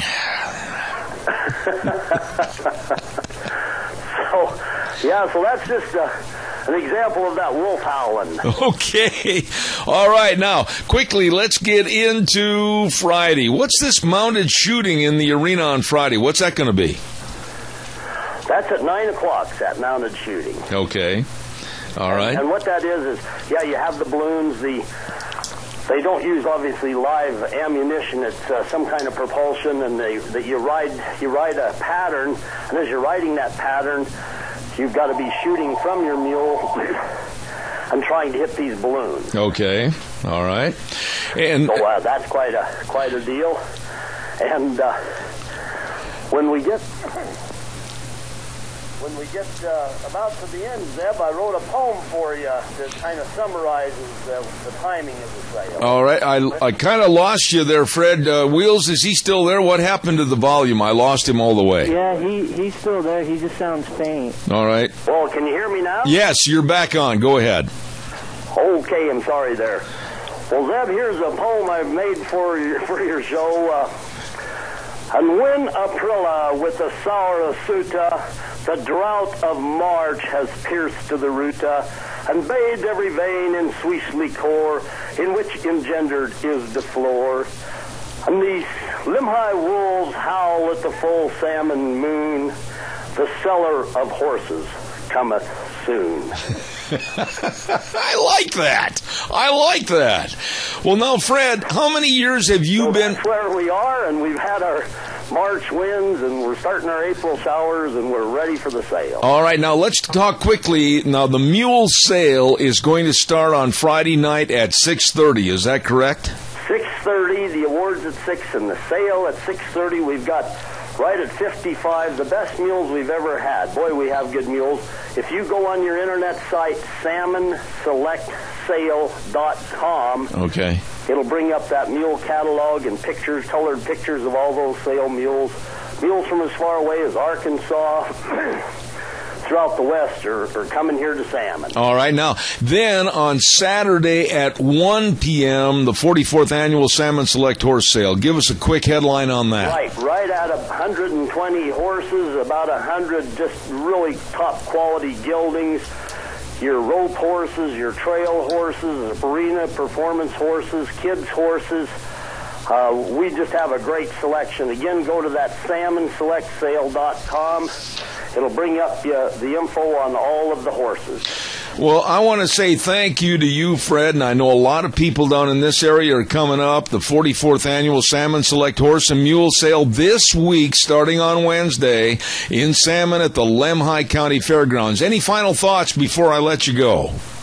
Well, we just invite everybody to come on up. It's going to be good weather, and like I say, 3 big days, Thursday, Friday, Saturday, but the main sale days are Friday at 6 and Saturday at 1 o'clock. Fred Snook. Thank you, Zeb. God bless you, my dear friend. Have a great sale. Thank you so much. Okay, take care. Oh, I tell you, there's a good old boy. And, of course, that wolf howling contest.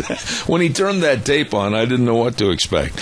It's a happening. They have all kinds of fun. They're going to have the old-time fiddlers up there, and they're going to have all kinds of get-togethers, social hours, and just really, people come in from all over the United States to the 44th Annual Salmon Select Horse and Mule Sale at the Lemhi County Fairgrounds in Salmon this week, starting on Wednesday, Thursday, Friday, and Saturday. Going to be a lot of fun.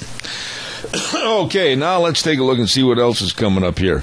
At 10:06 this morning, one of my very favorite people, and that's Marita Noon, and she's going to tell us about an absolutely ridiculous program that Hillary Clinton had started, and regarding energy or the lack thereof. And then at 10:30 this morning, we're going to have Senator Kelly Anthon on the air talking about the past legislative session and his thoughts. So, and then tonight, of course, the big NCAA championship to end March Madness, and the game is going to be between Villanova and North Carolina.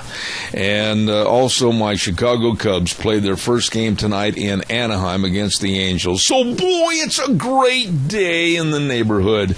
And Wheels, did you get scared like I did when all of a sudden we lost Fred? I thought, uh-oh, here we go again. Yeah, I kind of did. I thought maybe the phone was acting up, and so he kind of cut out, and we had lost the volume. I think maybe he had the tape recorder plugged in someplace where it shouldn't have been, and the phone and all that kind of stuff. But anyway, you did a great job. You're doing a great job. We're going to turn it over to you right now for a little music as we get ready to go to CBS News, and they're going to come in and mess up everything we've put together for the last 2 hours, and then we'll be back in about 6 minutes. Zeb at the Ranch on a wet Monday. Have a good day. Oh, here we are.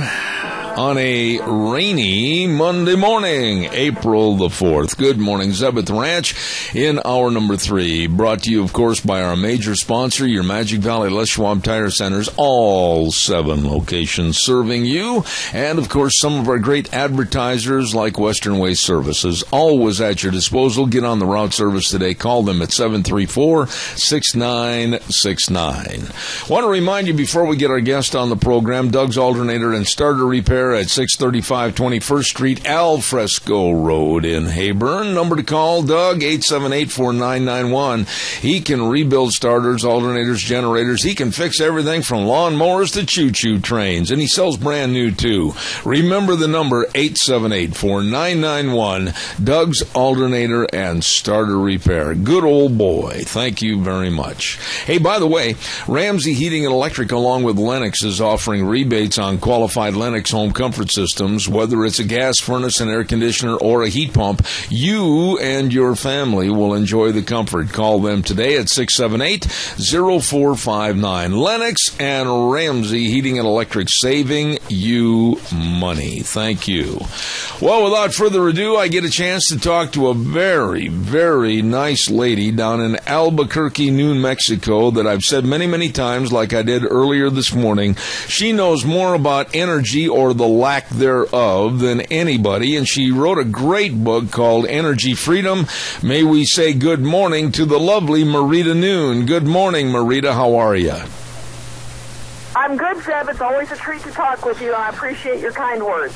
Well, they're the truth. I mean, you really know what's going on with energy, or what's not going on with energy. And I got to tell you that when I read your last story in the townhall.com about the developing world wants natural gas and electricity, but Hillary, she wants to send them a cook stove, I thought that was a great story. Tell us about that, please.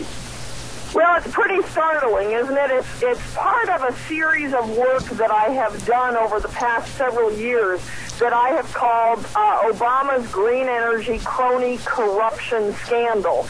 Only now it's morphing into Hillary's green energy crony corruption scandal.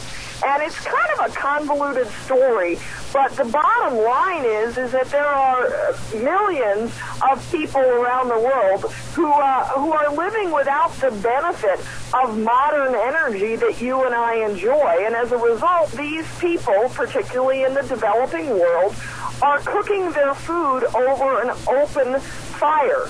And as a result of that, they have a lot of illnesses due to smoke inhalation and the like. And so it is a valid problem. So somehow Hillary got involved in a scheme, I call it, to provide these homes in the developing world with cook stoves. Now, when I say a cook stove, I don't mean what we think of as a cook stove that has 4 burners and an oven underneath. I mean, I think that's what most of us probably think of when we think of a cook stove. This is more like a hibachi grill. And these cook stoves actually are burning wood just the same as cooking over an open stove. And it's actually, they found that these cook stoves are not any more efficient as far as health benefits as would be cooking over an open stove. You know, I'm sitting here shaking my head because, Marita, here we are in the 21st century, and people like Hillary Clinton, they don't want to help developing nations. They don't want to help somebody live healthier and happier. I'll go back to a statement I told you a long time ago on this program, that with government and bureaucracy, they would just as soon have us living in a cave and burning buffalo dung, and I'm not that far off, am I? No, because that is what these people are cooking with, wood if they can get it, and animal dung. And so while the developing world, as my title says, wants natural gas and electricity, what Hillary is giving them is these cook stoves that are not efficient, and in many cases they found they burn actually more wood. But here's the deal. so what if Hillary wants to send them cook stoves? I mean, if Hillary wanted to take money out of her own fortune to provide cook stoves, that would be one thing. But she has created a program that our tax dollars are going to. $114 million of our tax dollars are going to so far, and another $200-some million is committed to this program.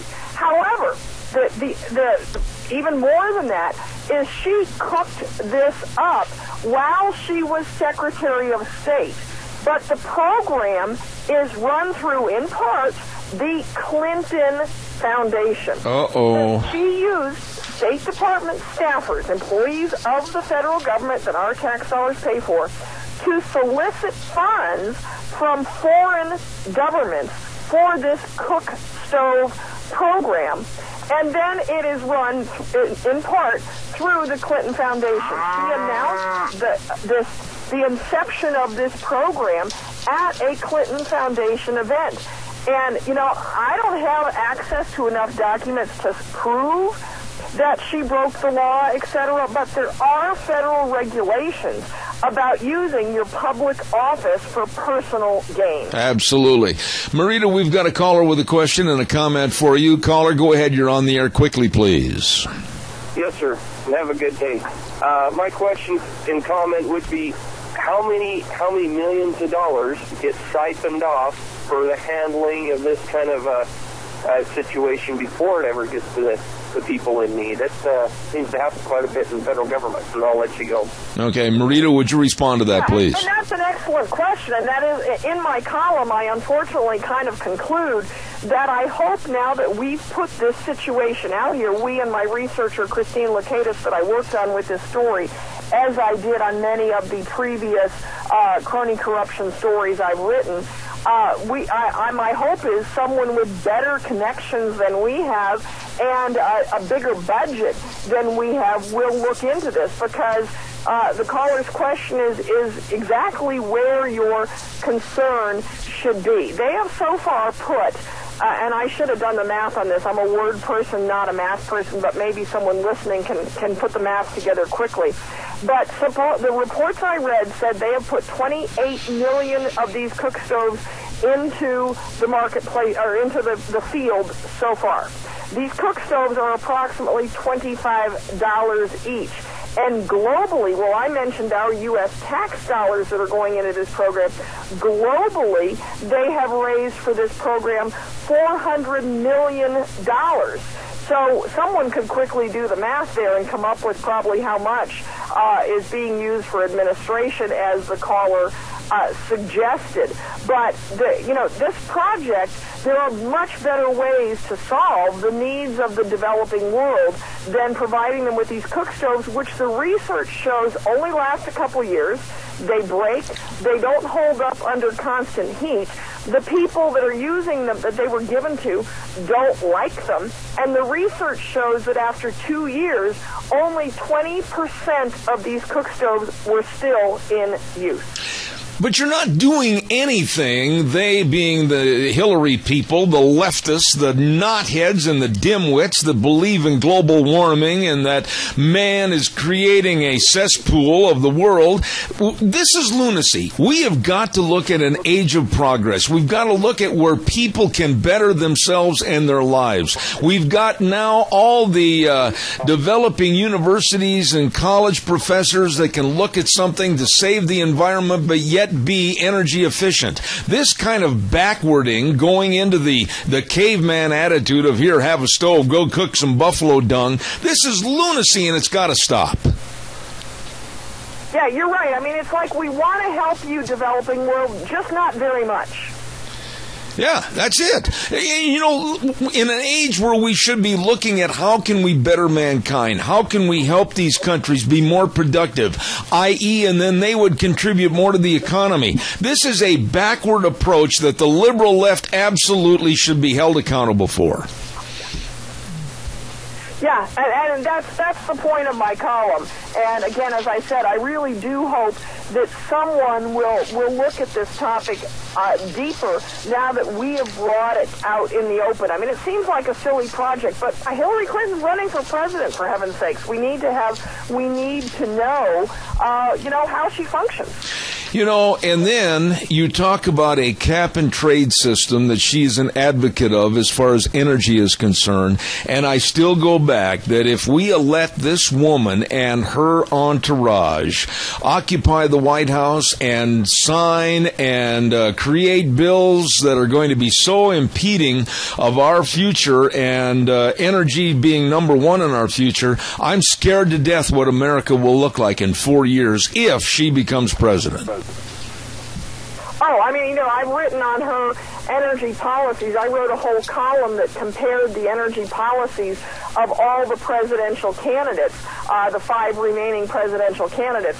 And it would be very scary if Hillary Clinton is elected. And Marita, with your studies, and you take, let's call it the haves and the have-nots. We are very blessed in this country to be the haves. We've got all the assets and all the minerals and all the nutrients and all the oil, everything that God could possibly give a country, we have it. Other countries have it too, but they don't have the leadership to get it out of the ground and use it in a wise manner. And yet these people like Hillary, they want to keep people suppressed and depressed and live in a cave and use these stupid little hibachis.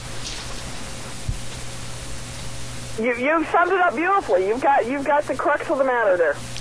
But what do? How do we fight this? Because you know as well as I do that there seems to be a bend right now in politics that if you don't go along with global warming and conform to their attitude, well, you're a hate monger and a bigot. What do we do? Oh, the main thing we've got to do is vote in November and get a Republican in office because, from my perspective on this topic, it doesn't really even matter which one of them.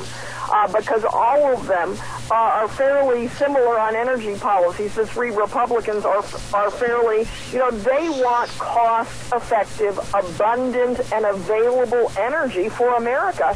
And they understand that energy is the driver of the economy. Cheap and abundant energy is the driver of the economy. And I was on a radio interview earlier today, and someone was with a different viewpoint than mine was talking smack about America because we use so much energy. But I didn't have time to get to that. Yes, we use a lot of energy in America, but based on our GDP, we use energy more effectively. We get more production out of every ounce of energy that we use. And ounce is not the right word, but I'm talking about both oil, natural gas, and electricity, which we measure in kilowatts. Oil we measure in barrels and so forth. So we get more production out of our energy use than any other country on the planet. Who cares? I'm going to sound really blunt on this, Marita, but really, who cares about how much energy we use? Who cares about new businesses starting up? Who cares about families staying warm in the wintertime? Or who cares about medical research that depends upon energy and its byproducts? I am sick and tired of listening to these people that want us to go back again into living in caves and no progress. This lunacy has got to be stopped and put to bed. It does, and again, that's why this election, this America's energy future hangs on this election. I want you to elaborate a little bit, if you would, because you wrote a piece about it and you're very eloquent about it. But boy, we've got more than government to fight over this. We've got the lunacy of the millennial age that think in college that they shouldn't take anything out of the ground, and the professors are brainwashing these kids with it. Go ahead, if you would, please. Yeah, they most certainly are. They want to divest of any fossil fuel investments in the college funds there and so forth. So they are definitely preaching this. I think I've mentioned before, a few years ago, I was speaking in Kentucky for the Kentucky Oil and Gas Association, and they gave me an intern that was working with them for the summer to kind of help me sell my books and make sure I got to the room where I was supposed to be speaking at the right time.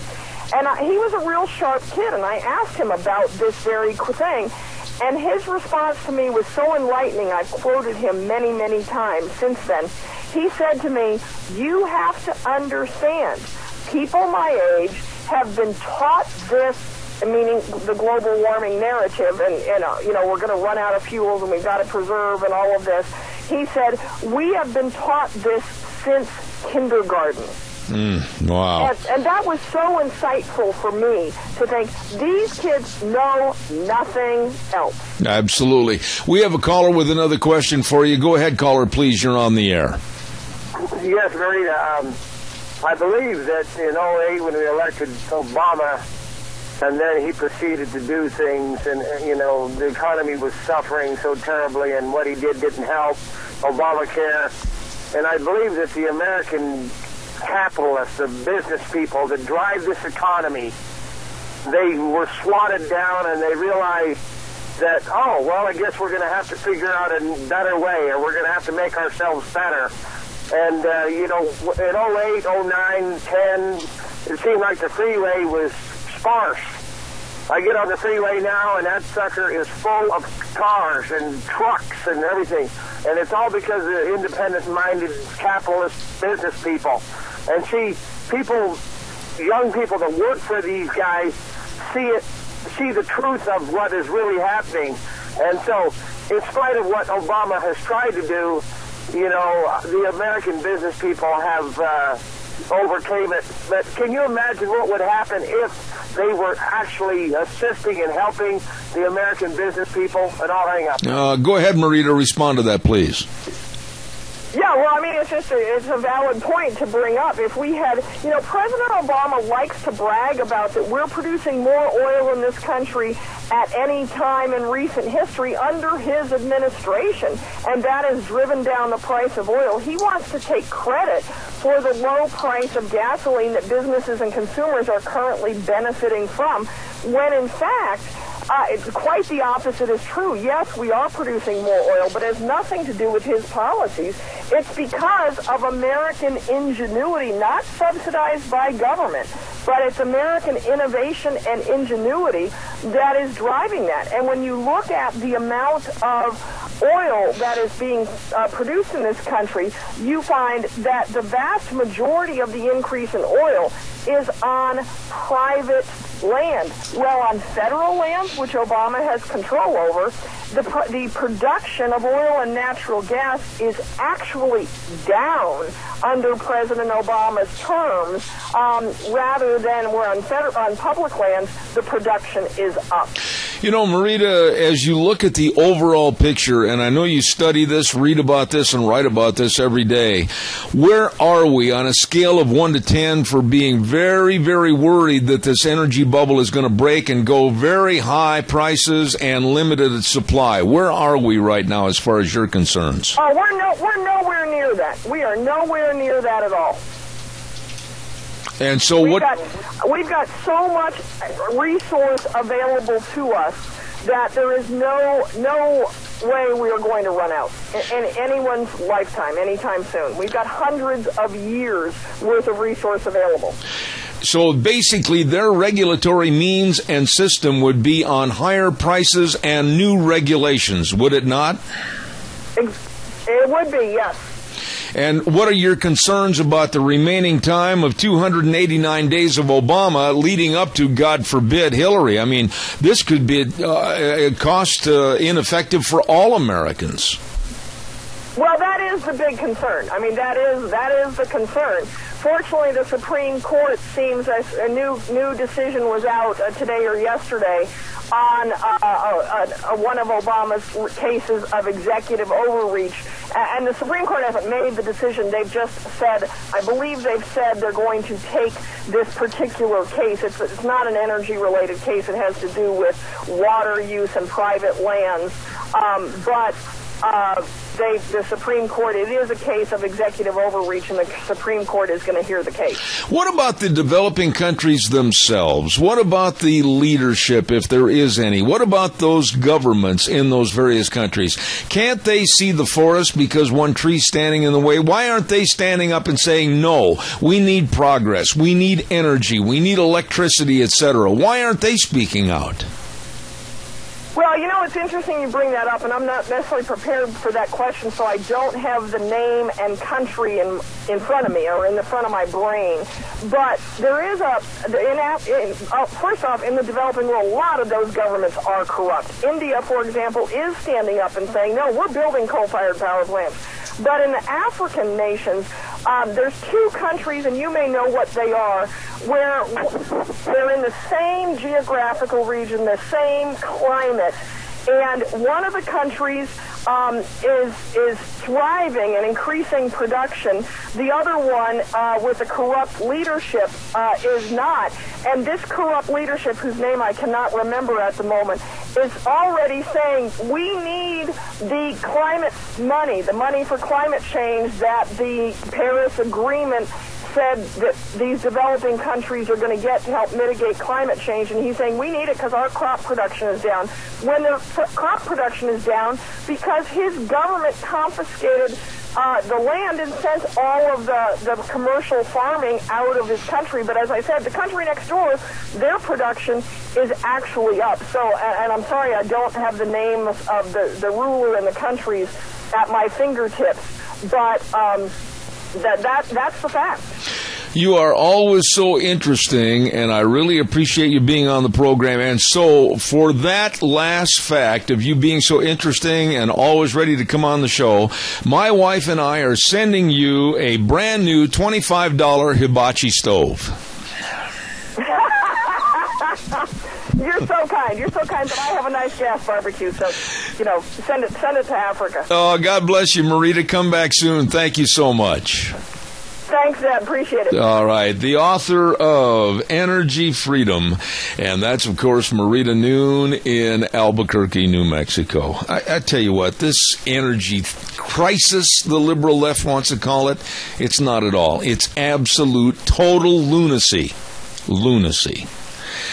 By the way, on Thursdays, don't forget we have an excellent segment called Cassia County School Days. And I want to say thank you to A Child's World at 1308 Overland in Burley. Oh, my goodness, all the spring clothing is there. The dresses and the outfits and everything. And you can go in, and Linda said you can draw a spring egg for a discount on all the merchandise. Well, you better get in there today. And they always have free gift wrapping and layaways, and they carry the Cherokee scrubs and all. It's right there at A Child's World, 1308 Overland in Burley, along with the Ambulatory Surgery Center at 1344 Highland in Burley. What great folks, and they can help you save a bundle on outpatient surgeries like life-saving colonoscopies, cataract surgeries, knee arthroscopic surgeries, many, many more. Please call them today and find out more. 677-8888. That number again, 677-8888. For the Ambulatory Surgery Center, along with A Child's World, bringing you school days in Cassia County. Really good folks. By the way, too, I want to remind you about our friends at Red's Trading Post. And this week Thursday, we're going to be having our first Second Amendment show. And Ryan Horsley with Reds is going to be on the air, and we're going to be talking about our Second Amendment and our right to bear arms. Well, you can stop in anytime, all the time, at Red's Trading Post at 203 5th Avenue South in Twin Falls, excuse me, and check out all the great firearms they have, from Browning, Beretta, Weatherby, Ruger, Benelli, Smith & Wesson, and Winchester, all the ammo and the hard-to-find powder for all the reloading. And they've got all the accessories, too, the reloading and gun cleaning kits and the holsters and the knives, everything at Red's Trading Post, 203 5th Avenue South in Twin Falls. We're going to take a little break for about 3 minutes and come back with more with Senator Kelly Anthon. So stay tuned. Zeb at the Ranch. And now back to Zeb at the Ranch on AM 1230 KVAR.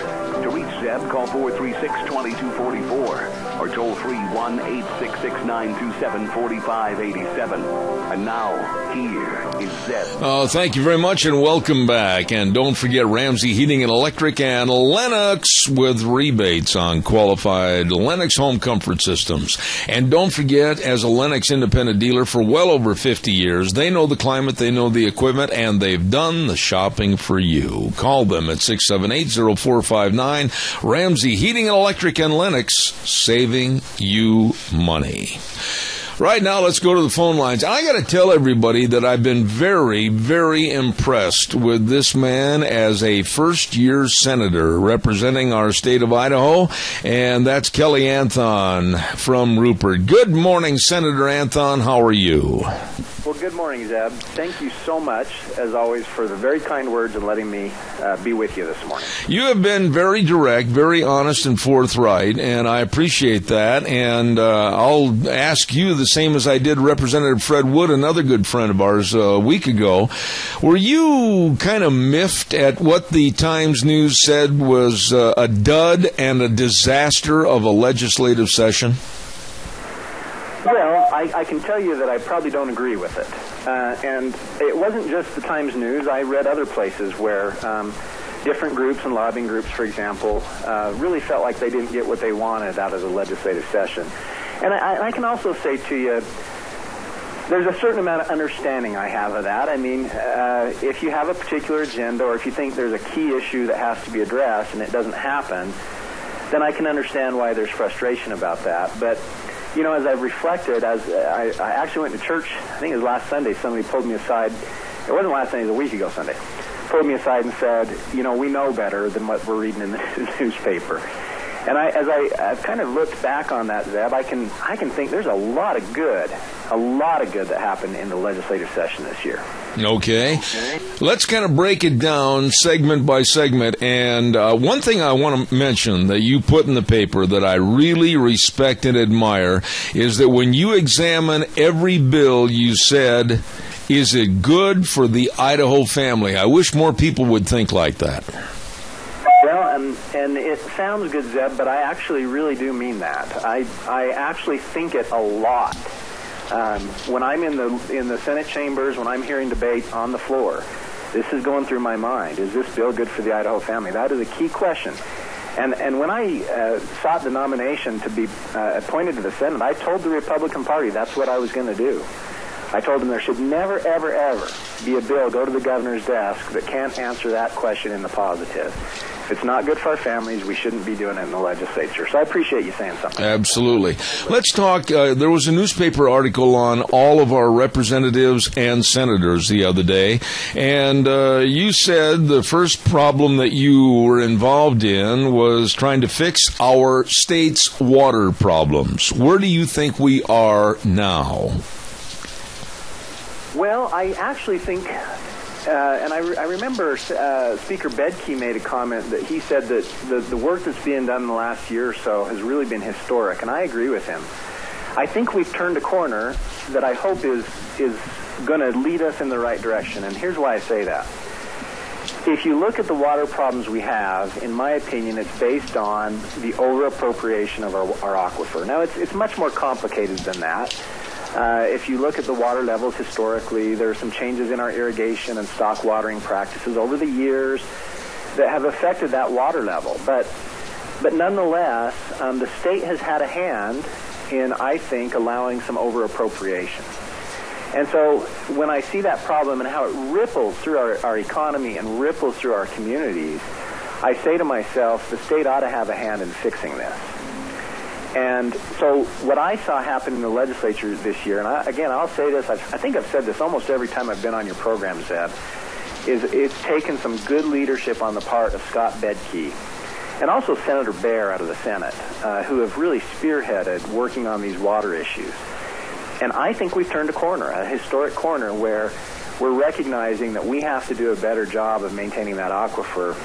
Now, these are painful issues. We have a lot of water users on the north side in Minidoka County who have felt that pain. They felt that pain when the Rangan water call come in. And what we had a threat of really honestly happening, as a matter of fact, it was ordered at one point, was the turnoff of hundreds of thousands of irrigable acres. And I think what would be the ultimate devastation of the Idaho economy. So today, when we look at the situation and we say to ourselves, we've averted that, we have some agreements and some plans in place, albeit painful, that will curb a little bit of water use, but will keep all those, hopefully all those acres in production. it's a pill we've had to swallow, but I think we're headed in the right direction. Absolutely. Let me ask you this. You had a comment in the newspaper story this last Sunday that said, quote, I voted to expand programs requiring Idaho prisoners to perform work on community service projects.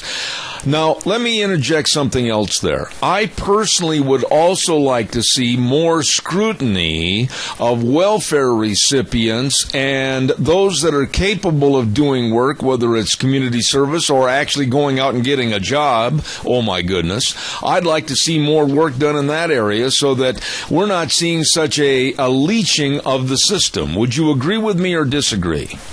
I can't agree more with you on a couple levels. Number one, I loved that bill. What that bill did is it expanded the program, the rules around whether prisoners can do certain jobs. And so what this did is it expanded it so that prisoners can now, if there's a community service project, even if, you know, for a little old lady in the community that needs a fence built or whatever it is, they can put prisoners to work doing that. And there's great value to work.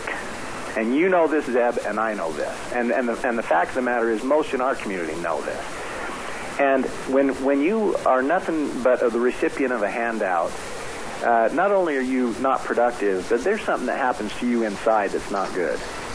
And the best thing you can do to help somebody out is not just to give them the handout, but to really put them to work and give them an opportunity to see that there's so much more they can do, so much more that they can get out of life. This is something that I think most of your listeners who have been parents and me as a parent think about all the time. Almost every day, I'm asking myself, God, am I making my kids work enough? You know, what do I need to get them doing to get them motivated? And at least with my kids, and I think this is probably universal, you need to crack the whip a little bit, and you need to get them working. But those are life skills. That's a value that we need to be incorporating in every aspect of our life, the value of work. So I'm very, very happy with that bill. I'm glad it passed. Well, what about the welfare end of this thing, though, Kelly? And I hate to keep whipping this horse, but I'll be honest with you. I think that there is a large percentage of people that are on the dole, public assistance financing with welfare money, that the screening of their file has not been done for a long time or ever, and they are physically capable. They could be contributing something to society, but no. We give them money to go eat bonbons and watch Oprah on TV, and I'm not in favor of the way our system works right now. I'm not either, Zeb. And you know, if you look historically at the United States, we used to understand this in the context of our government programs. I mean, look at the Great Depression. And what we had was the WPA, we had the CCC boys, remember those programs, where this principle I just talked about was incorporated in the government policy, which was that if you want to do somebody a favor, don't just write them a check. Give them the opportunity to work for themselves, get some skills, and do better with their lives in the long run. And that we are missing that, Zeb, in our welfare programs. You know, if you get to the real heart and essence of a lot of our welfare programs, they were meant in some instances to address those who cannot work.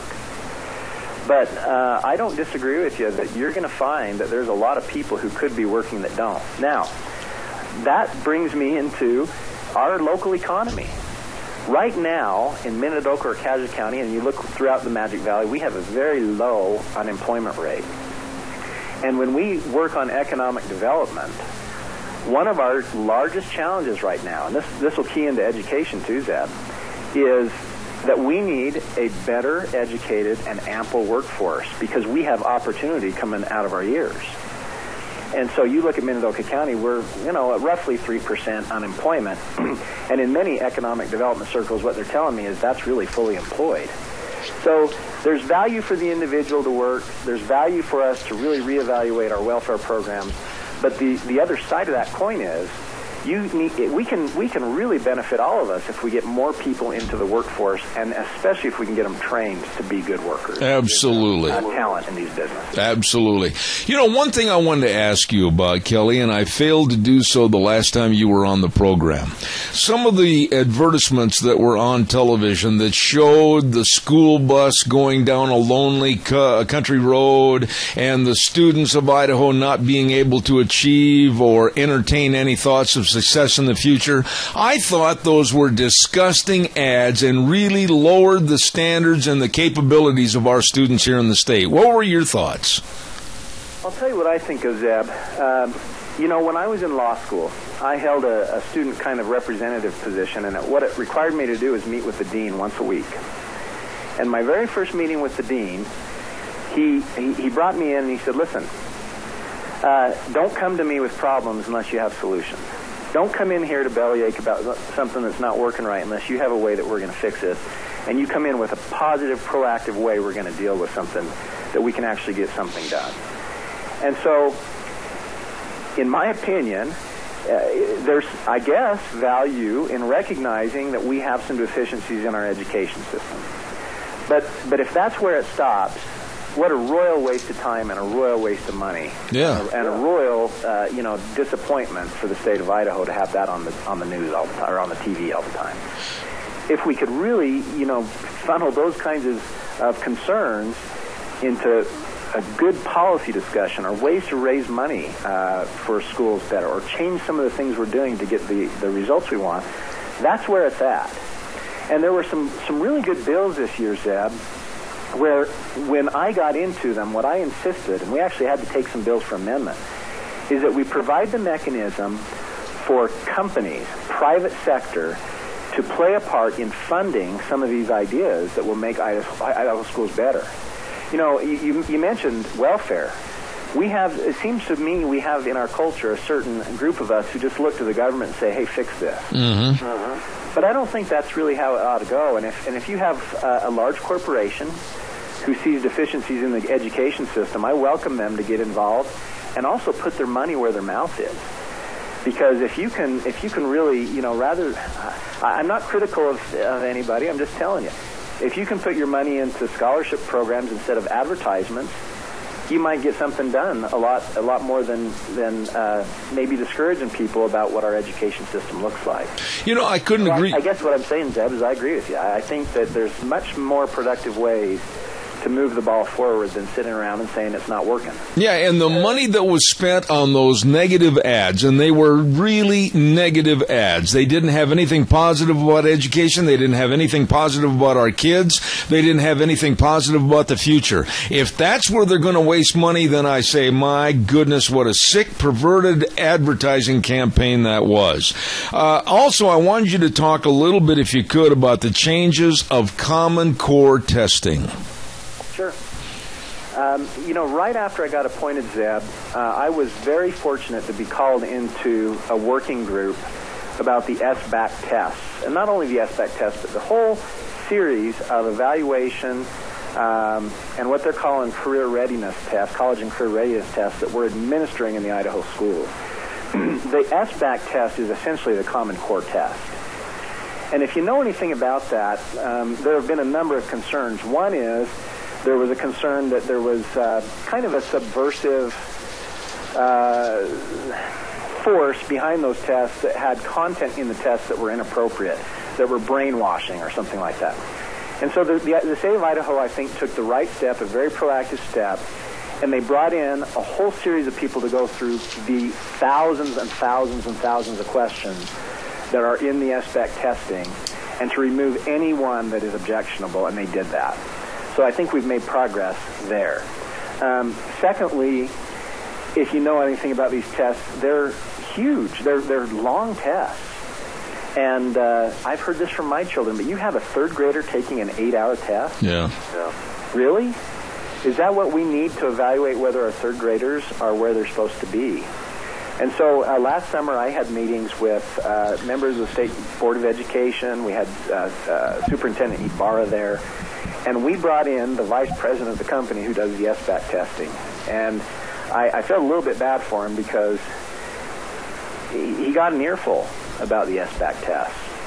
And so what we realized was it wasn't just Idaho who is not very happy about the SBAC testing. And so there is a very good dialogue really going on right now where we're going to be shortening that test and hopefully making some changes that make it a better resource. The other thing is the results, Deb, were not coming in timely. So you weren't getting the results in time for the schools really to utilize those for the purposes they're supposed to be used them for. So we tried to fix some of those glitches. Kelly, overall, Zeb, there has to be a broader discussion about these SBAC testing in context of college and career readiness. So let me give you a quick flavor of this, and I hope I'm not going overboard here, but essentially the SBAC test is being used as the ISAT. The ISAT is a test that you have to pass to graduate. That's where we're headed. And what we're finding is our high school students are failing the SBAC. And as I investigated that, what I realized is a lot of those kids, now you remember, this is supposed to be the ISAT is supposed to be a proficiency test. Mm-hmm. You've learned enough to graduate high school. Right. But the SBAC is styled as a career and college readiness test. So those are two different purposes. And what you were finding is kids that were going to college while they're in high school, getting college credit, getting A's in college, could not pass the SBAC. So there's your red flag. There's something wrong with those tests. And so we've had some really good movement towards fixing the Common Core testing. Okay, now, Kelly, I've only got about 3 minutes left, and so I'm going to ask you this question and give me a kind of a condensed version, but I'll state my case. I think that too many people today are involved in pointing the finger at agriculture in general and animal agriculture in particular and saying, oh, you're being cruel to animals. Here, you have to change it and do it this way. And I think that too many people that have absolutely no business being involved or giving their opinion on animal agriculture are changing the rules and regulations and trying to change the cruelty laws. That being said, I think there has to be an overview. Go ahead and give me your explanation. Okay, and I will keep this brief, but I'll start by saying hooey. Listen, I grew up on a farm, and here's what I know. Here's what I would tell any environmentalist or animal rights group that is concerned about this. Here's what I know. There's nobody more interested in animal health, in animal well-being, in water conservation, you go right down the list, than the farmer or rancher. These are people who rely on this for their livelihoods. They care about the animals and the animal health, and they take care of them. And if, so many of the stories we hear are the bad apple. Well, I'm telling you, almost universally, if you want to take care of the environment, you want to take care of animals, turn it over to the farmer and the rancher. That's my response. Absolutely. But you will agree with me that right now, with the Humane Society of the United States and many other offshoot groups, PETA, etc., they want to write the rules. They want to have the free-roaming chickens. They want to have all the livestock turned loose. And we, as farmers and ranchers and people that use, not abuse, but use animals, we're under the microscope with people that have no clue what they're talking about. No doubt about it. You're 1,000% right, and we've got to stand as absolute guards against this. That's why this bill that was passed this year, I actually supported this bill. I know that there was some concern about it, but the food producers of Idaho endorsed it. And it was, we do have to have some, like you say, some rules and regulations about the torture of animals and some of these things.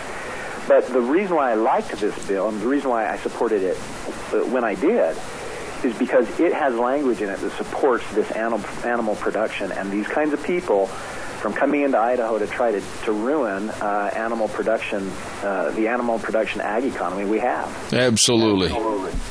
Kelly, I wish I had more time, and I mean that, but I'm just, the clock dictates to me, and it says, Zeb, you got to wrap it up. Senator Kelly Anthon, any final thoughts before I let you go this morning?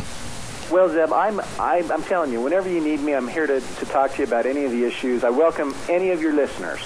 If you see a bill or you have a concern about something, please give me a call. Call me at home. I don't mind. I want to visit with you and make sure I'm doing a good job representing you. Well, I certainly appreciate your being on the program this morning. Senator Kelly Anthon, God bless, and we will be in touch. Thank you again. Yes. Thanks, Eb. All right, take care. I like the straight shooting attitude, and we are blessed. I mean, you can sit there and you can criticize and say, well, they didn't do this and they didn't do that. But you know something? We have, in this state of Idaho, I think some of the best senators and congressmen that any state could ever want. I think that we're really blessed, and we need to look at the overall picture. And I certainly say thank you to Senator Kelly Anthon for being on the program this morning.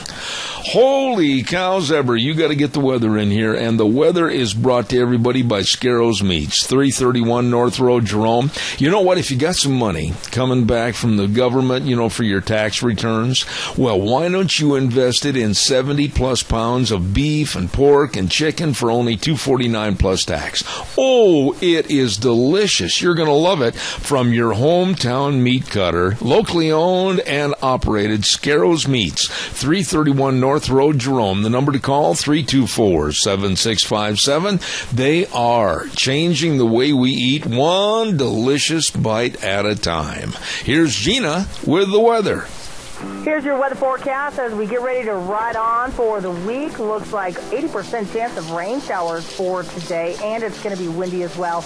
Out of the west, right around 23 miles an hour. Rain showers off and on throughout the day. Going to be tapering off overnight. High of 60, tonight low of 34. Tomorrow, sunny and windy. Out of the west, right around 25 miles an hour. Expecting a high of 55. Overnight low of 32. Sunny, slightly breezy, and 65 for Wednesday. Sunny and 73 for Thursday. Mid-70s by Friday. Yesterday's high was 70 and the overnight low was 38. That is your weather for Zeb at the Ranch. Wow, mid-70s by the week's end. I'll take a dozen. Thank you very much. Oh, my goodness. Scarrows Meats bringing you the weather this hour at 331 North Road, Jerome. The number to call them is 324-7657. Your hometown meat cutter. They change the way we eat, one delicious bite at a time. Thank you very much, Scarrows Meats. Let's take a look and see what we've got on the program tomorrow. I want to back up and say that we also have a gentleman that I tried to get on during the session, and boy, he was so busy every day we couldn't fit it into the schedule. He's going to be on tomorrow. Very nice man. Senator Jim Patrick is going to be on the air tomorrow, and we're going to talk further on the animal cruelty bills and along with other things. So thank you very much to him. And also tomorrow is Tuesday, and that means Dr. History Day, and that'll be coming up at 10:06 tomorrow morning, along with some other guests, too. By the by, don't forget your Magic Valley Les Schwab Tire Centers. Oh, my goodness, all 7 locations serving you. And they do have a big tire sale going on right now. And I want to mention that they've got one of the best car tires, and that's the Ultra Z900 on sale right now. All-season design and up to an 80,000-mile warranty, depending on how you drive and where you drive.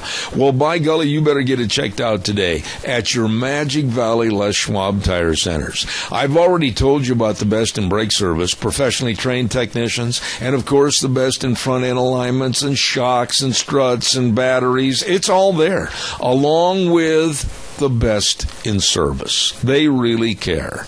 Lane and Rupert, Dave on Blue Lakes and Twin, Mike and Buell, Mike and Jerome, the Twist family in Paul, John on Poline in Twin Falls, and Randy on Overland in Burley. The best. Your Magic Valley Les Schwab Tire Centers.